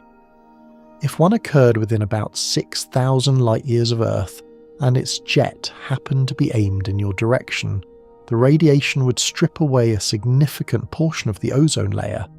Not all of it necessarily, but enough to dramatically increase the amount of ultraviolet light reaching the surface. The ecological consequences would cascade. Photosynthetic organisms in the ocean, the base of the marine food chain, would die off. Nitrogen oxides produced by the radiation interacting with the atmosphere would generate a persistent smog that blocks sunlight, triggering rapid cooling. The combination of increased UV, reduced sunlight, and collapsing food webs would produce a mass extinction event on a scale comparable to the worst in Earth's history, and scholars still argue whether exactly this has already happened. There is a provocative hypothesis linking the Ordovician mass extinction, roughly 445 million years ago, to a nearby gamma-ray burst. That extinction wiped out an estimated 85% of marine species, making it one of the 5 great mass extinctions in the fossil record. The evidence is circumstantial. No smoking gun in the geological record definitively ties it to a gamma-ray source, but the pattern of extinction matches what models predict a burst would do. Marine organisms near the surface, most exposed to UV radiation, were disproportionately affected. Deepwater species fared better. The timing coincides with evidence of rapid atmospheric change. It is not proof, but it's suggestive enough to keep the hypothesis alive in the literature and keep certain paleontologists arguing at conferences. The implications for the Fermi Paradox are grim and straightforward. If gamma-ray bursts can sterilize entire regions of the galaxy, then the window for intelligent life to develop may be much narrower than you assumed. Early in the galaxy's history, when stars were more densely packed and massive star formation was more common, gamma-ray bursts would have been far more frequent and far more lethal. Some astrophysicists estimate that for the first several billion years, the Milky Way was essentially a shooting gallery, with bursts occurring close enough and often enough to reset the biological clock on any planet that was trying to get complex life off the ground. Only as the galaxy matured and the rate of massive star formation declined did conditions become calm enough for life to evolve, uninterrupted for the hundreds of millions of years needed to produce something intelligent. You think about that. Hundreds of millions of years of uninterrupted calm, just to get from simple cells to a brain that can ask why it exists. And at any point in that long, fragile chain, a dying star thousands of light years away could randomly fire a beam of energy in your direction and erase the whole project without even knowing you were there.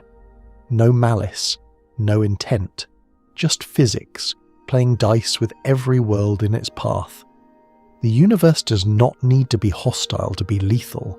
It just needs to be indifferent, and indifferent is the one thing it has always been spectacularly good at. You're still sitting with the afterimage of that cosmic violence when a gentler but equally devastating thought arrives. What if the problem is not that the universe kills civilizations? What if the problem is that it almost never makes them in the first place? What if the real answer to the Fermi Paradox is the simplest and most humbling one imaginable? That planets like Earth are not common, that the conditions required for complex life are not merely unusual but spectacularly, outrageously, almost absurdly rare, and that you are sitting on one of the only worlds in the entire galaxy where anything interesting has ever happened. This is the rare Earth hypothesis, and it was laid out in devastating detail by paleontologist Peter Ward and astronomer Donald Brownlee in their 2000 book of the same name. Their argument is not that microbial life is necessarily uncommon. Simple, single-celled organisms might be scattered throughout the cosmos, clinging to warm rocks near hydrothermal vents, or floating in subsurface oceans beneath icy moons. The argument is that the leap from microbial slime to complex, multicellular, intelligent life requires such a specific and improbable set of conditions that it might have happened only once, here.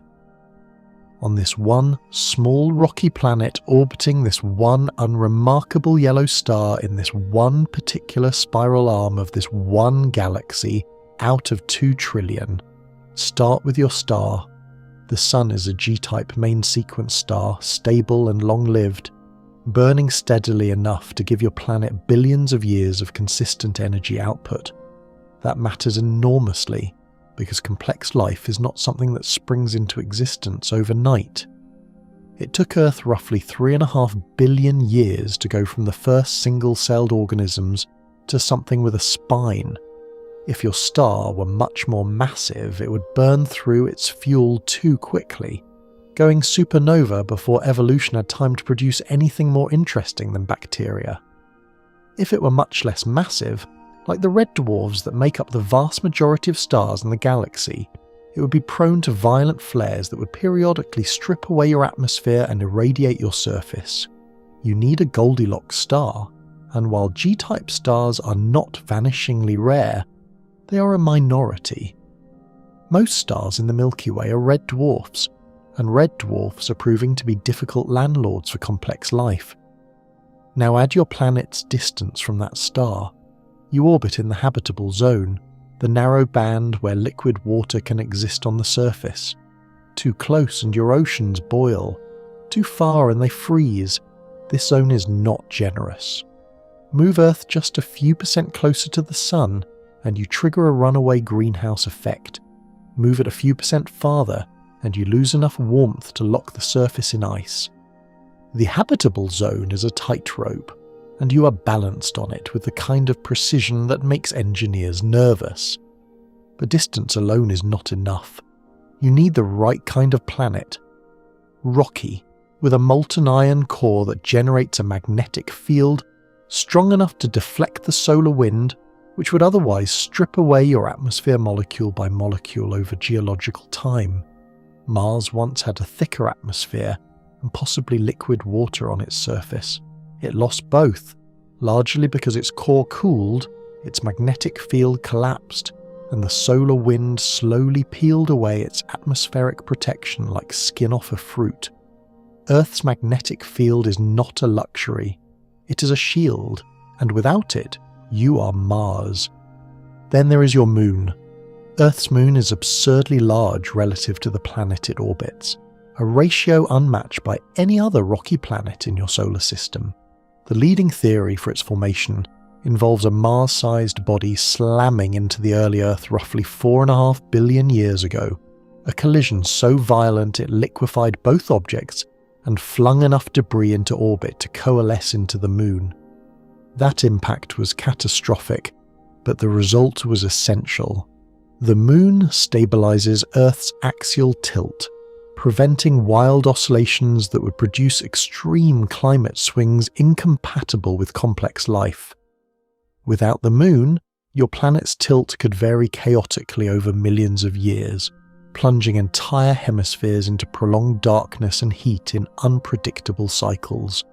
Scholars still argue about precisely how unstable Earth's axis would be without the moon, but most models agree the stabilizing effect is significant and possibly critical. And then, almost comedically, there is Jupiter. The giant planet lurking in your outer solar system acts as a gravitational bouncer, deflecting or absorbing many of the comets and asteroids that would otherwise pummel the inner planets with devastating frequency.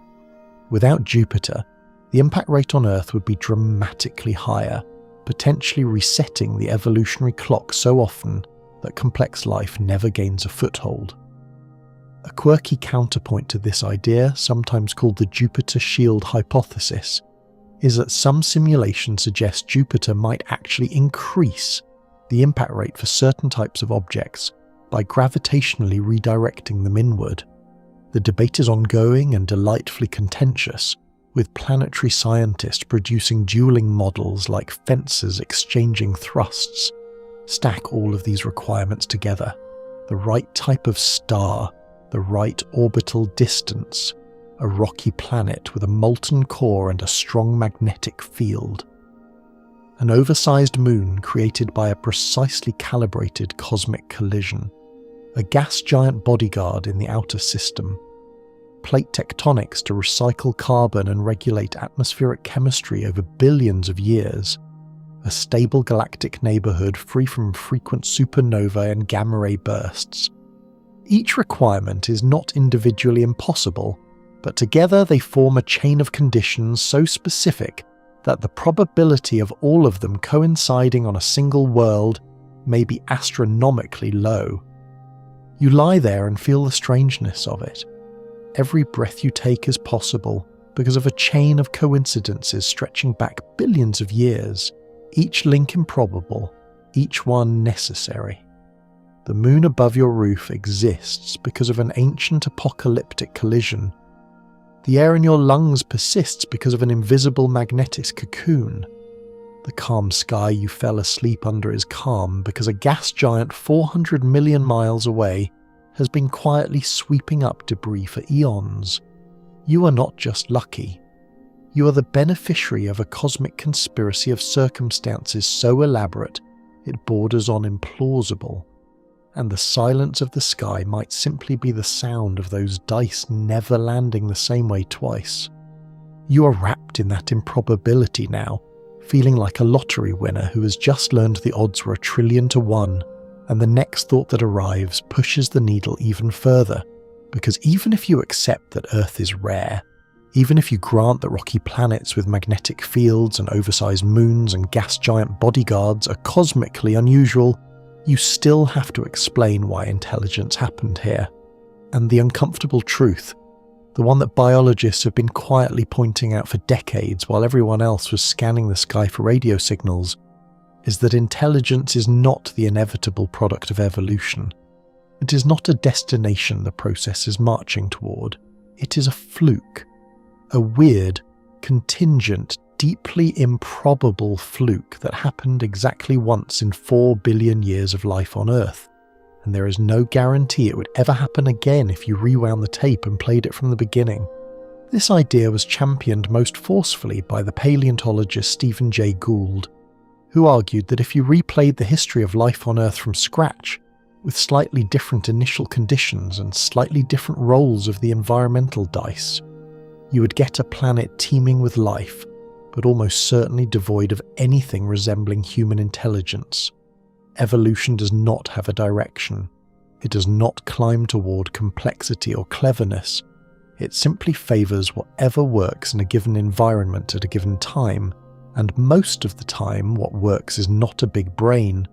What works is being small, fast, prolific, and chemically resilient. What works is being a beetle. There are roughly 400,000 known species of beetle on Earth, making them the most species-rich order of organisms on the planet. There are exactly one species of human. If evolution were casting votes, beetles would win in a landslide and you would not even qualify as a write-in candidate. Think about the timeline. Life appeared on Earth remarkably quickly, within a few 100 million years of the planet's formation, which suggests that the leap from chemistry to biology might not be that hard. But then life stayed single-celled for roughly 2 billion years. 2 billion. That is not a brief developmental phase. That is nearly half the current age of the Earth, spent as nothing more elaborate than microbes floating in warm seas and clinging to mineral-rich vents.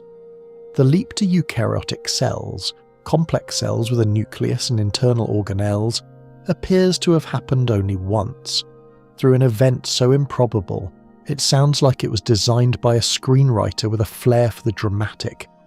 A simple prokaryotic cell engulfed another prokaryotic cell, and instead of digesting it, the two formed a permanent partnership.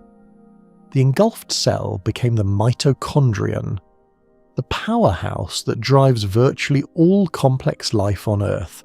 Without that single endosymbiotic event, there are no animals, no plants, no fungi, just bacteria forever. Scholars still argue about whether this event was a one-time accident or an inevitable consequence of cellular evolution, but the fact that it appears to have happened exactly once in 4 billion years is not encouraging for those who want the galaxy to be full of complex life.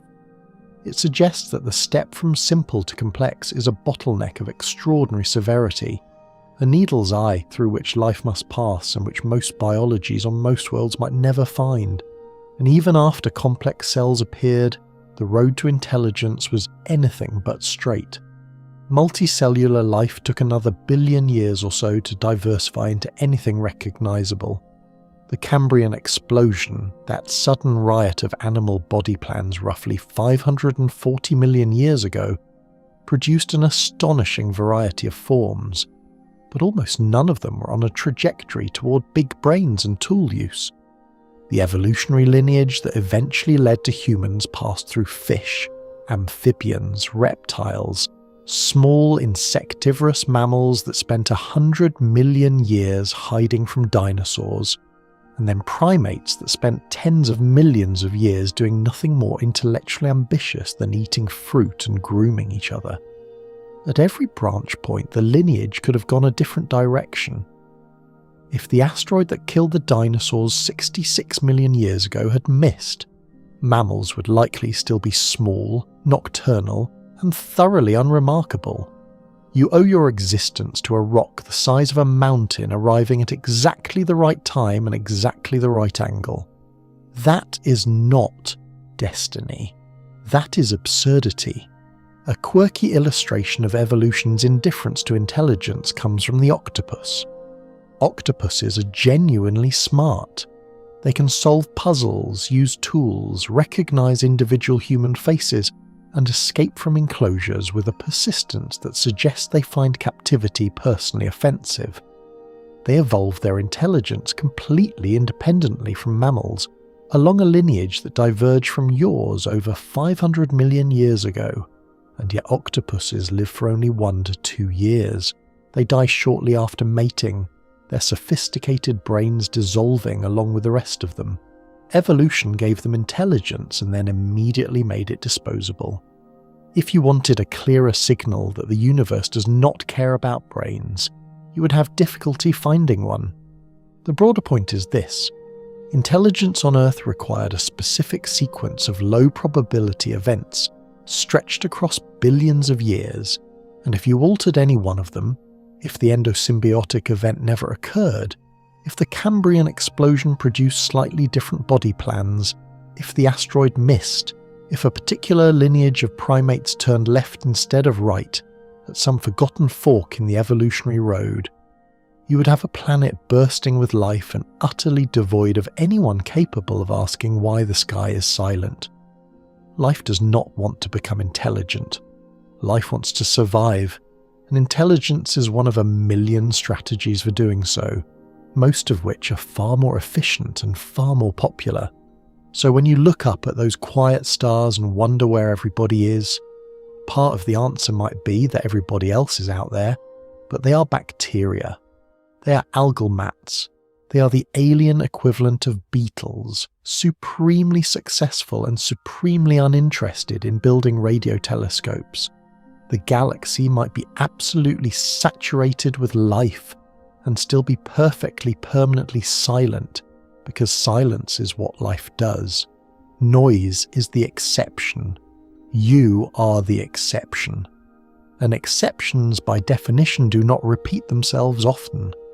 You're sitting with the strange melancholy of being evolution's one weird experiment in excessive brain power. And now a thought arrives that is less about biology and more about behaviour. Less about whether civilizations can arise, and more about what happens to them once they do. Because there is a version of the Great Filter that does not involve nuclear war or asteroid impacts, or gamma-ray sterilization. It does not involve any external catastrophe at all. It involves a species simply losing interest, turning inward, choosing comfort over conquest, and slowly, quietly, without anyone noticing until it is far too late, ceasing to reach for the stars because the couch is just so very comfortable. This is sometimes called the inward turn hypothesis, and it might be the most psychologically unsettling resolution to the Fermi Paradox because it does not require anything to go wrong. Everything goes right. The civilization thrives. It conquers disease. It masters energy production. It eliminates material scarcity. And then, with all of its survival problems solved, it discovers something that makes interstellar expansion feel pointless. It discovers virtual reality, or artificial pleasure, or some technology of experience so compelling that the entire species collectively decides that inner space is infinitely more interesting than outer space, and the stars can go hang. You can already see the embryonic version of this on your own planet, and it does not require much squinting. The average human now spends somewhere in the neighbourhood of 7 hours per day staring at a screen. Social media platforms are engineered with the explicit goal of maximising engagement, which is a polite way of saying they are designed to be as addictive as possible, without technically qualifying as a controlled substance. Video games have become so immersive that some players lose track of days. Streaming services offer an effectively infinite library of passive entertainment, and all of this is happening with technology that is, by any future standard, laughably primitive. You're getting hooked on flat rectangles that glow. Imagine what happens when the rectangles become entire worlds. Virtual reality technology is improving at a pace that should make anyone paying attention slightly nervous. Within a few decades, it is plausible that you will have systems capable of generating experiences indistinguishable from physical reality, full sensory immersion, including touch, smell, taste, proprioception, the works. At that point, the question of why you would endure the expense, danger, and tedium of interstellar travel becomes genuinely difficult to answer. Why spend 40 years in a tin can hurtling through a vacuum to reach a barren rock orbiting Proxima Centauri when you could spend those same 40 years exploring a simulated paradise of your own design, populated by entities that are as complex and responsive as any alien you might encounter? Scholars still argue whether this represents a true existential risk, or simply a phase that civilizations pass through on their way to something else. Optimists suggest that the desire for authentic experience, for real discovery, for contact with something genuinely other, would eventually reassert itself. The simulated beach is nice, but you know it is simulated, and that knowledge creates a hunger for the real that no algorithm can satisfy. Pessimists counter that this assumes a level of philosophical discipline that is not supported by the evidence. When given the choice between effort and ease, between delayed gratification and immediate pleasure, between the hard road and the soft one, most organisms choose the soft one. You are a species that invented the snooze button. The idea that you would voluntarily endure the hardships of interstellar colonization when a perfect virtual alternative exists requires a faith in human ambition that the snooze button rather firmly contradicts. A quirky and somewhat troubling data point comes from behavioural experiments with rats. In the 1950s, psychologist James Olds and neuroscientist Peter Milner discovered that rats with electrodes implanted in certain brain regions would press a lever to stimulate those regions to the exclusion of everything else: food, water, sleep, mating. They would press the lever until they collapsed from exhaustion. The experiment has been replicated many times with consistent results, and while humans are obviously more complex than rats, the underlying neuroscience is not as different as you might like to believe. Your reward circuits are built from the same evolutionary blueprint. If someone hands you a lever that stimulates those circuits with sufficient precision and intensity, the question of whether you would choose the lever over the stars is not as philosophically rich as it initially appears. You would choose the lever. You're probably holding a small version of it right now. The technology trap extends beyond virtual reality into what some researchers call the social media singularity, a point at which the tools designed to connect to civilization instead fragment it into incompatible realities. You do not need to imagine this. You're living through it. Algorithmic content curation creates information bubbles where different segments of a population occupy fundamentally different versions of reality. Consensus, the basic ingredient required for any large-scale collective project like space exploration, becomes impossible when your citizens cannot agree on what is true. A civilization that cannot achieve internal coherence cannot achieve external expansion, and the tools that were supposed to bring everyone together turn out to be the very things that pull everyone apart. You think about this as you lie in the dark, your phone resting on the nightstand within arm's reach, its screen dark but its pull still faintly present. Like a gravitational field you can sense even with your eyes closed. What if the great silence is not the sound of civilizations dying? What if it is the sound of civilization sitting down, plugging in, and never getting back up? What if the final stage of every intelligent species is not a bang but a comfortable, warm, endlessly entertaining whimper? The thought is oddly personal, because you recognize the pull. You feel it every day, and you wonder, just for a moment before the thought fades, whether recognizing the trap and escaping it are actually the same thing, or whether recognition is just another form of entertainment the trap provides. You let that thought about the trap dissolve into the quiet hum of the room, and now something shifts, a countercurrent, a voice in the dark that says, "Wait, hold on, maybe you've been too pessimistic. Maybe the silence has a simpler and far less depressing explanation, one that does not require mass extinction or technological narcosis or galaxy-spanning predator machines. What if the universe is not empty at all? What if it is filling up right now? And the only reason you have not bumped into anyone is that the process is still underway.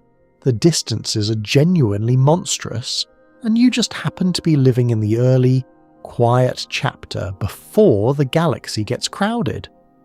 This is the grabby aliens model, and it comes from economist Robin Hanson, the same mind who gave you the Great Filter, along with collaborators Daniel Martin and Calvin McCarter.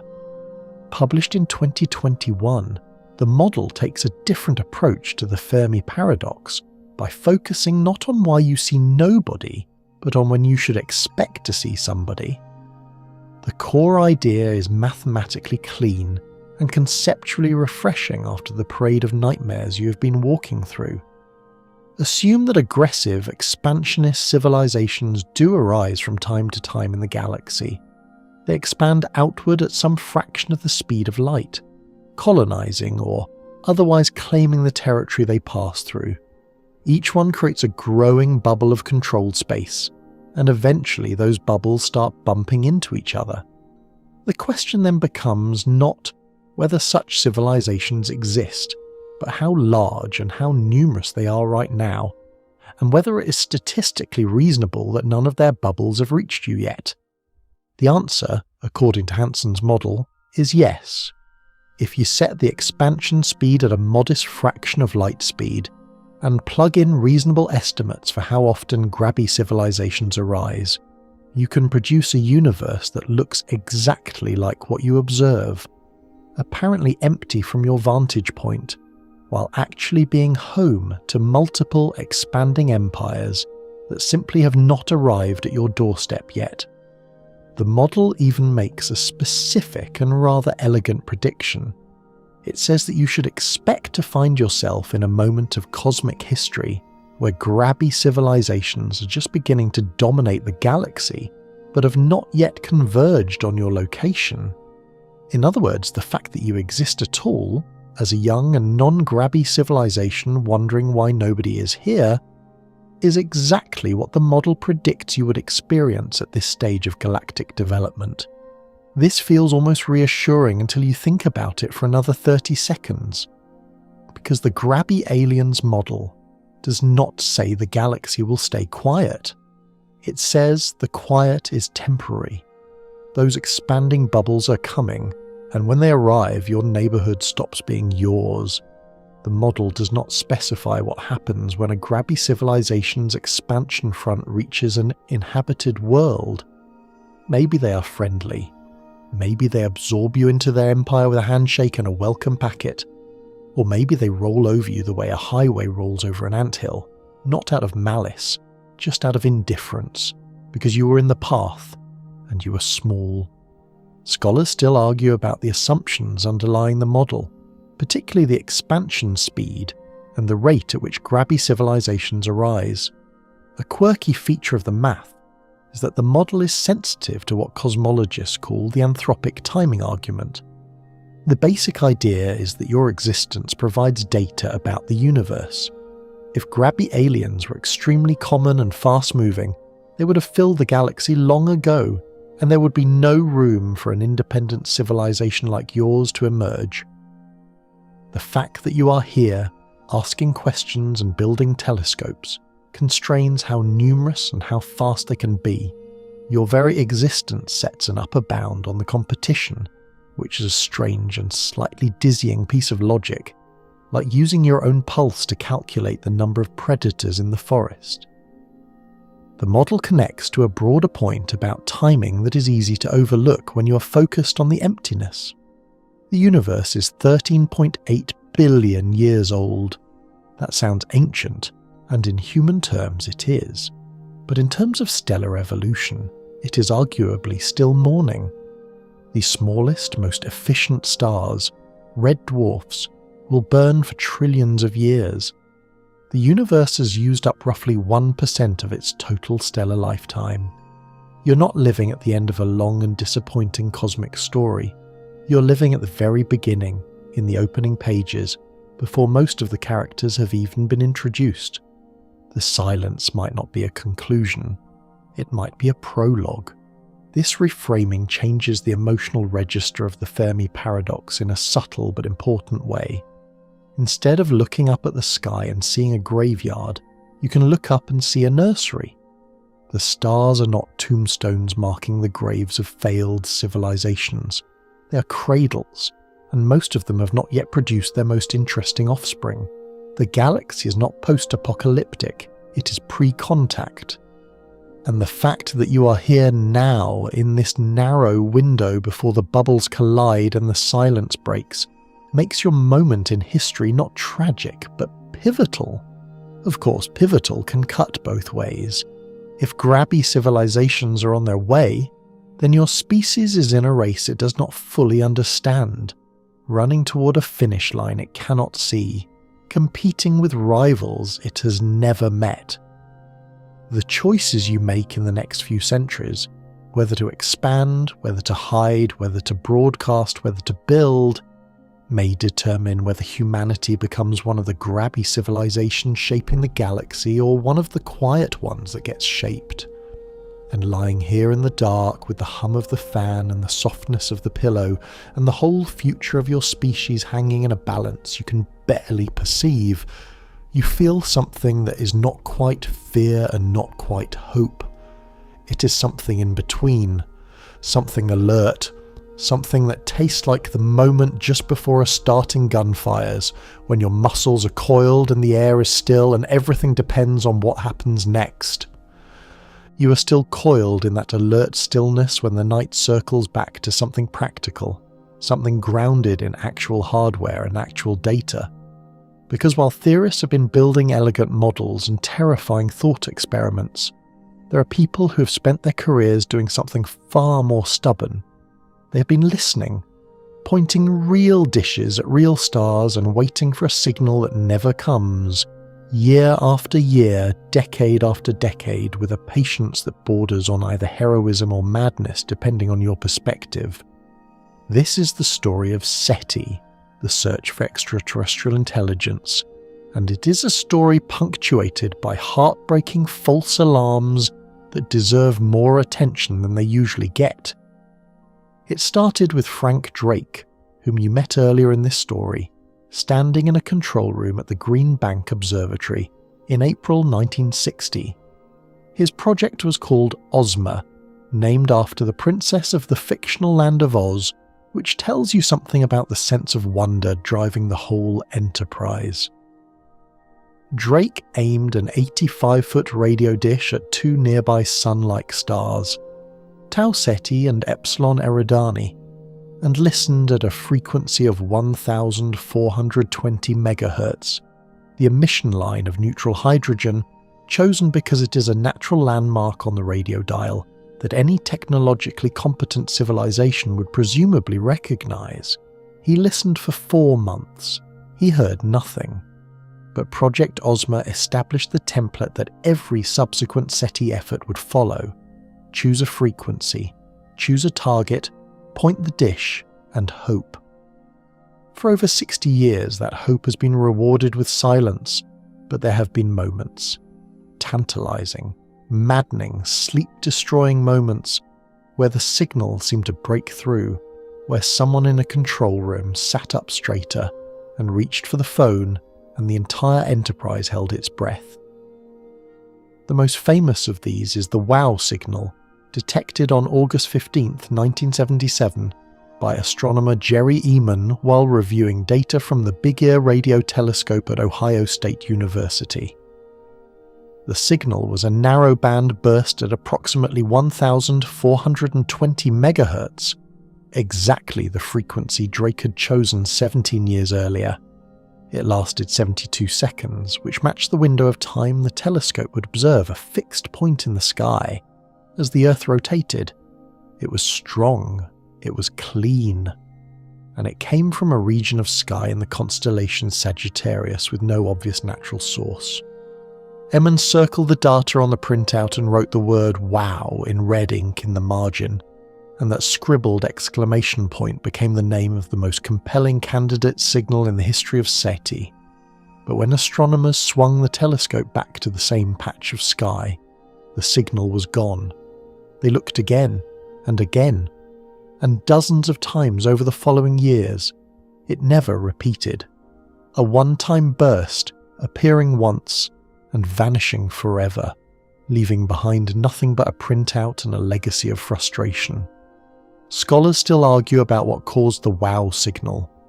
Hypotheses range from a terrestrial interference source to a comet releasing a cloud of hydrogen gas to, inevitably, an actual extraterrestrial transmission.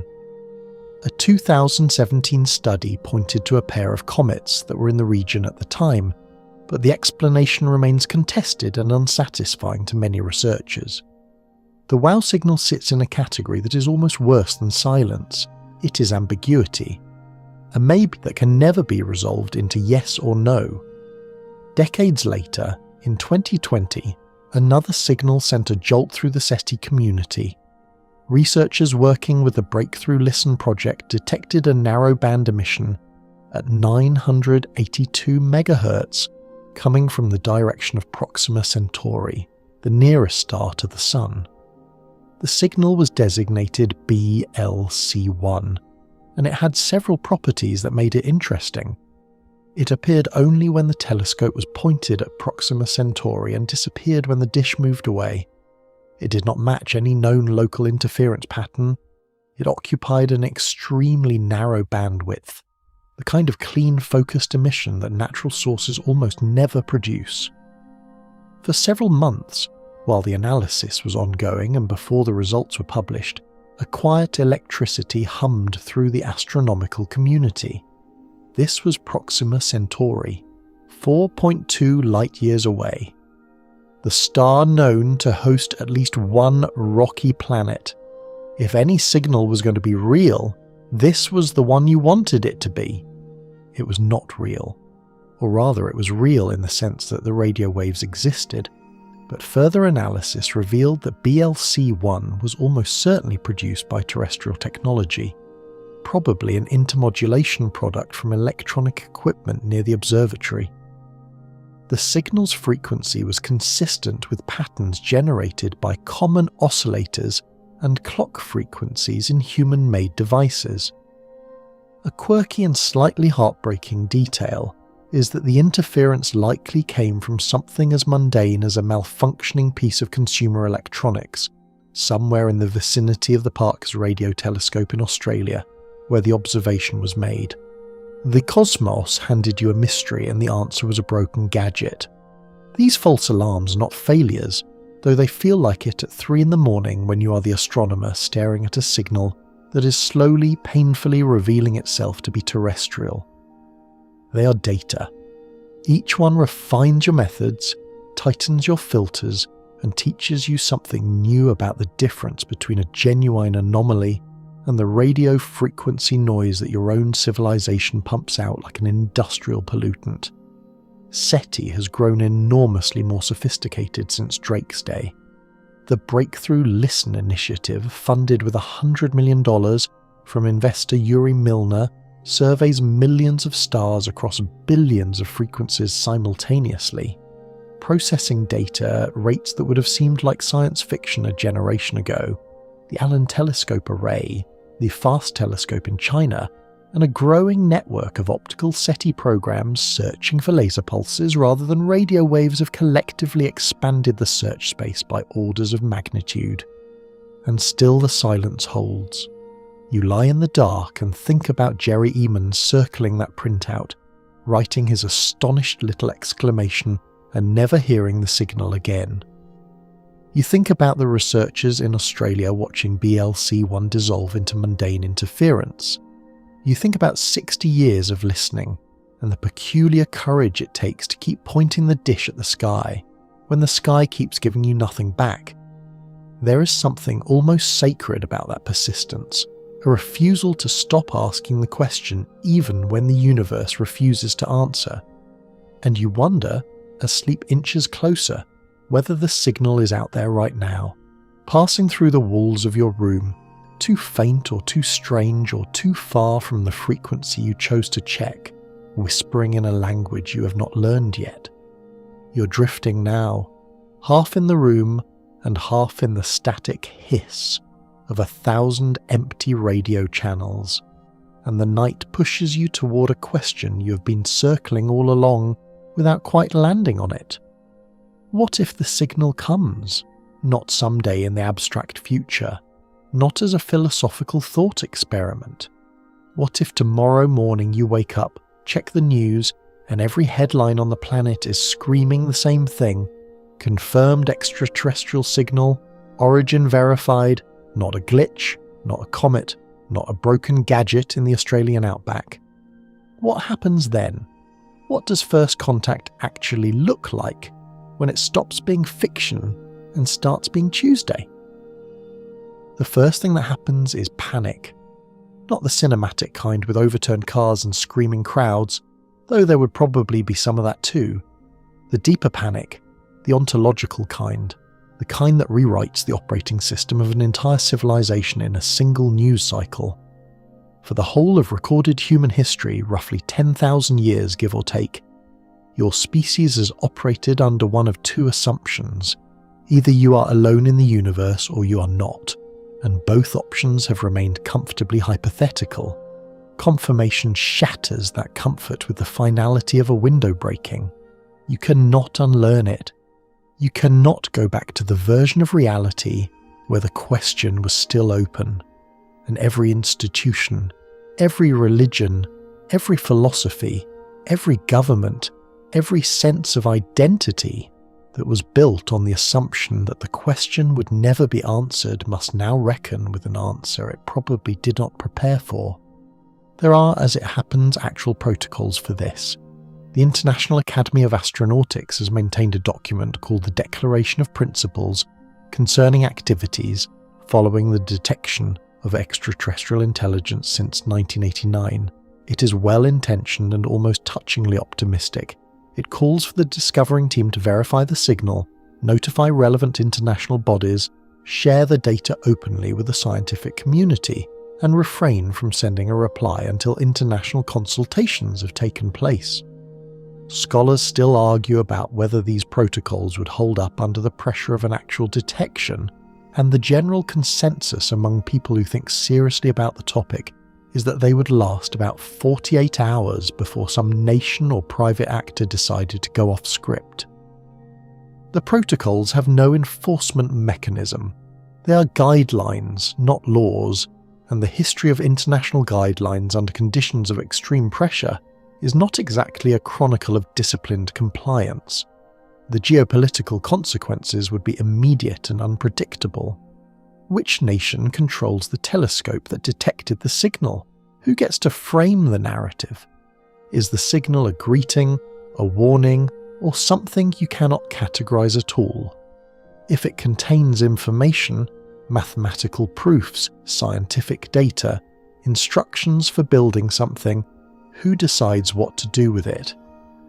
The asymmetry of the situation is staggering. A civilization capable of sending a signal across interstellar distances is, by definition, more technologically advanced than yours. Any information they choose to share could leapfrog human science by centuries, and the nation or entity that controls that information controls the future. The incentive to cooperate is real, but the incentive to hoard is enormous, and you have seen how that calculation tends to resolve on your planet. A quirky and somewhat alarming historical footnote involves the question of whether anyone should reply. In 2015, a group of scientists including Stephen Hawking signed an open letter cautioning against sending intentional messages to extraterrestrial civilizations. Hawking's reasoning was blunt and drew explicitly from human history. When a more advanced civilization encounters a less advanced one, he noted, the results for the less advanced civilization are rarely pleasant. He pointed to the European colonization of the Americas as an illustrative example, a comparison that is imperfect but directionally uncomfortable. The indigenous peoples of the Americas had done nothing to invite contact. They were simply there, living on a continent that someone more powerful wanted. The power differential determined the outcome, and the outcome was catastrophic. But the psychological impact might be even more destabilizing than the geopolitical one. Confirmation that you are not alone would trigger a crisis of significance that cuts across every domain of human thought. Religious traditions that place humanity at the center of creation would face existential questions that no amount of theological creativity can fully absorb. Secular philosophies built on human exceptionalism would need revision. The entire framework of meaning that your species has constructed over millennia the stories you tell about who you are and why you matter, would suddenly need to accommodate the existence of someone else. Someone who has their own stories, their own meanings, their own 10,000 years of looking up at the sky and wondering. And there is a subtler terror lurking beneath even that. What if the signal is not a greeting but a monument? What if it is old, truly old, sent by a civilization that no longer exists? A message in a bottle from a species that arose, flourished, broadcast their presence into the void, and then went silent for reasons you cannot determine. That would be confirmation of extraterrestrial intelligence, and confirmation of extraterrestrial extinction in the same data packet. You would know, simultaneously, that you're not alone and that being not alone did not save them. The great filter would stop being theoretical and start being historical, a thing that happened to someone real. And the question of whether it will happen to you would suddenly carry a weight that no philosophical abstraction ever could. You lie there and imagine it. The push notification on your phone, the breathless newscasters, the footage of radio astronomers hugging and weeping, the presidents and prime ministers delivering carefully scripted addresses that say nothing and everything. The slow, dawning realization spreading across the planet like sunrise that the universe just changed and it is never changing back. And you wonder which would be worse, the silence continuing forever, or the silence finally breaking and the thing on the other end of the line being something you were not ready to hear. Neither option is comfortable. Both are possible. And somewhere between the two, you feel the full weight of what it means to be a species standing on the edge of a conversation it may or may not survive. You have travelled a long way tonight, through cafeteria conversations and cosmic arithmetic, through dark forests and berserker probes, through simulated skies and evolutionary flukes and the patient hiss of radio telescopes hearing nothing at all. And now, at the end of this journey, the silence is still there. It has not gone anywhere.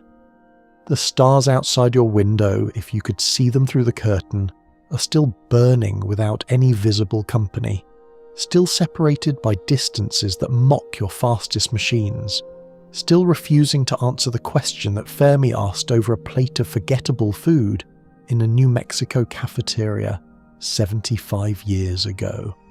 But something about the silence feels different now. Not smaller, not less mysterious, just more yours. Because here is the thing nobody tells you about the Fermi Paradox. Every attempt to explain it, every hypothesis from the great filter to the dark forest to the rare earth to the grabby aliens, is ultimately a story about you. Not about aliens. About you. About what you value, what you fear, what you hope for, what you think intelligence is for. When you imagine civilizations destroying themselves with the nuclear weapons, you're projecting your own history onto the cosmos. When you imagine civilizations retreating into virtual reality, you're projecting your own addictions. When you imagine the universe as a dark forest full of silent hunters, you're projecting your own capacity for violence onto minds you have never met. The emptiness is a mirror, and every explanation you invent for it reveals more about the species holding the mirror than about whatever might or might not be out there in the dark. And that mirror is not entirely unflattering. Yes, you are a species capable of building nuclear weapons and engineering pandemics, and doom-scrolling yourself into collective paralysis. But you are also a species that looked up at an empty sky, and instead of shrugging and going back to your business, you built giant metal dishes and pointed them at the stars and said, "Talk to me." You're a species that sent a golden record into interstellar space on the off chance that someone might find it and want to hear Beethoven and Chuck Berry and the sound of a mother kissing her newborn child. You are a species that writes equations to estimate the number of civilizations in the galaxy and then stays up late arguing about the variables. Whatever else you are, You are not indifferent. The universe may be silent, but you are not. And that asymmetry means something, even if you cannot yet articulate exactly what. Scholars still argue whether humanity's reach toward the stars is a fundamental expression of intelligence or a cultural quirk that might not be shared by other minds.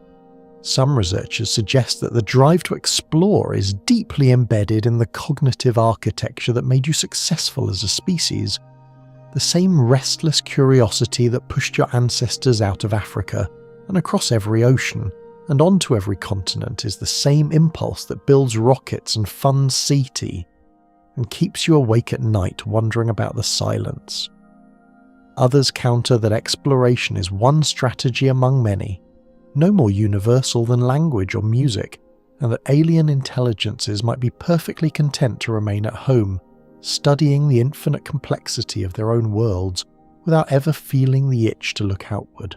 The debate is unresolved and may be unresolvable without the one thing you do not have. A second example of intelligence to compare yourself to.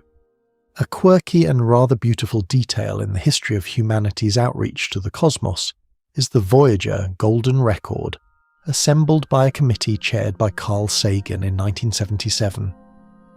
The record contains 116 images, greetings in 55 languages, a selection of natural sounds including thunder and birdsong and whale calls, and 90 minutes of music ranging from Bach to Javanese gamelan, to Blind Willie Johnson singing "Dark was the night, cold was the ground," a song so full of loneliness and longing that Sagan reportedly said it was the sound of the human species reaching out into the void. The record is currently aboard Voyager 1, the most distant human-made object, now over 15 billion miles from Earth and still moving outward at roughly 38,000 miles per hour. At that speed, it will take about 40,000 years to pass within spitting distance of the nearest star in its trajectory. Nobody expects it to be found. The gesture is the point. And maybe that is what the silence ultimately asks of you. Not to solve it, not to explain it, not to fill it with theories and models and hypotheses that are really just elaborate ways of saying you do not know.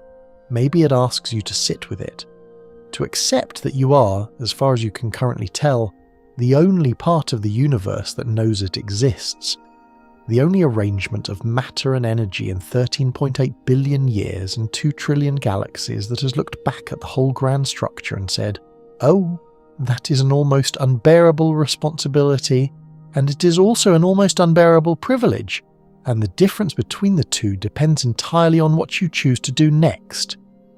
If the great filter is behind you, then the road ahead is open and the galaxy is waiting. If it is ahead of you, then every decision your species makes in the coming centuries is a vote on whether you pass through it or join the silence. Either way, the emptiness is not a verdict. It is a question. And the fact that you are here, awake enough to ask it, alive enough to care about the answer, is itself a kind of miracle that no equation has yet managed to capture. You feel your breathing slow now. The room is warm, the fan hums its steady, indifferent hum, and the silence outside, the great cosmic silence that has followed you through every section of this night, begins to soften at the edges. It is still vast, still mysterious, still, if you are honest, a little frightening, but it is also, in this moment, quiet in the way that a held breath is quiet. Not empty, but full of potential, full of unanswered questions, full of the faint, stubborn, possibly irrational hope that somewhere out there, someone is lying in their own version of the dark, listening for you. And now the night gentles itself around you. The words slow down. The ideas, which have been sharp-edged and electric all evening, begin to round and blur like shapes seen through water. You do not need to solve the Fermi Paradox tonight. Nobody does. The silence will still be there tomorrow, patient as it has always been, and you can pick up the question again whenever you like. For now, The pillow is soft and the dark is kind, and the universe, for all its terrifying emptiness, made you. That is not nothing. That might in fact be everything. Your eyes are heavy. Let them close. The stars will keep burning while you sleep. They have been doing it for billions of years without supervision, and they are not going to stop now. You're safe. You are warm. You are against all odds and all probability here. Let that be enough. Let the silence hold you. Let the night carry you gently into the deep, still water of sleep, where the questions dissolve, and the dark is not empty but full of rest. Sweet dreams.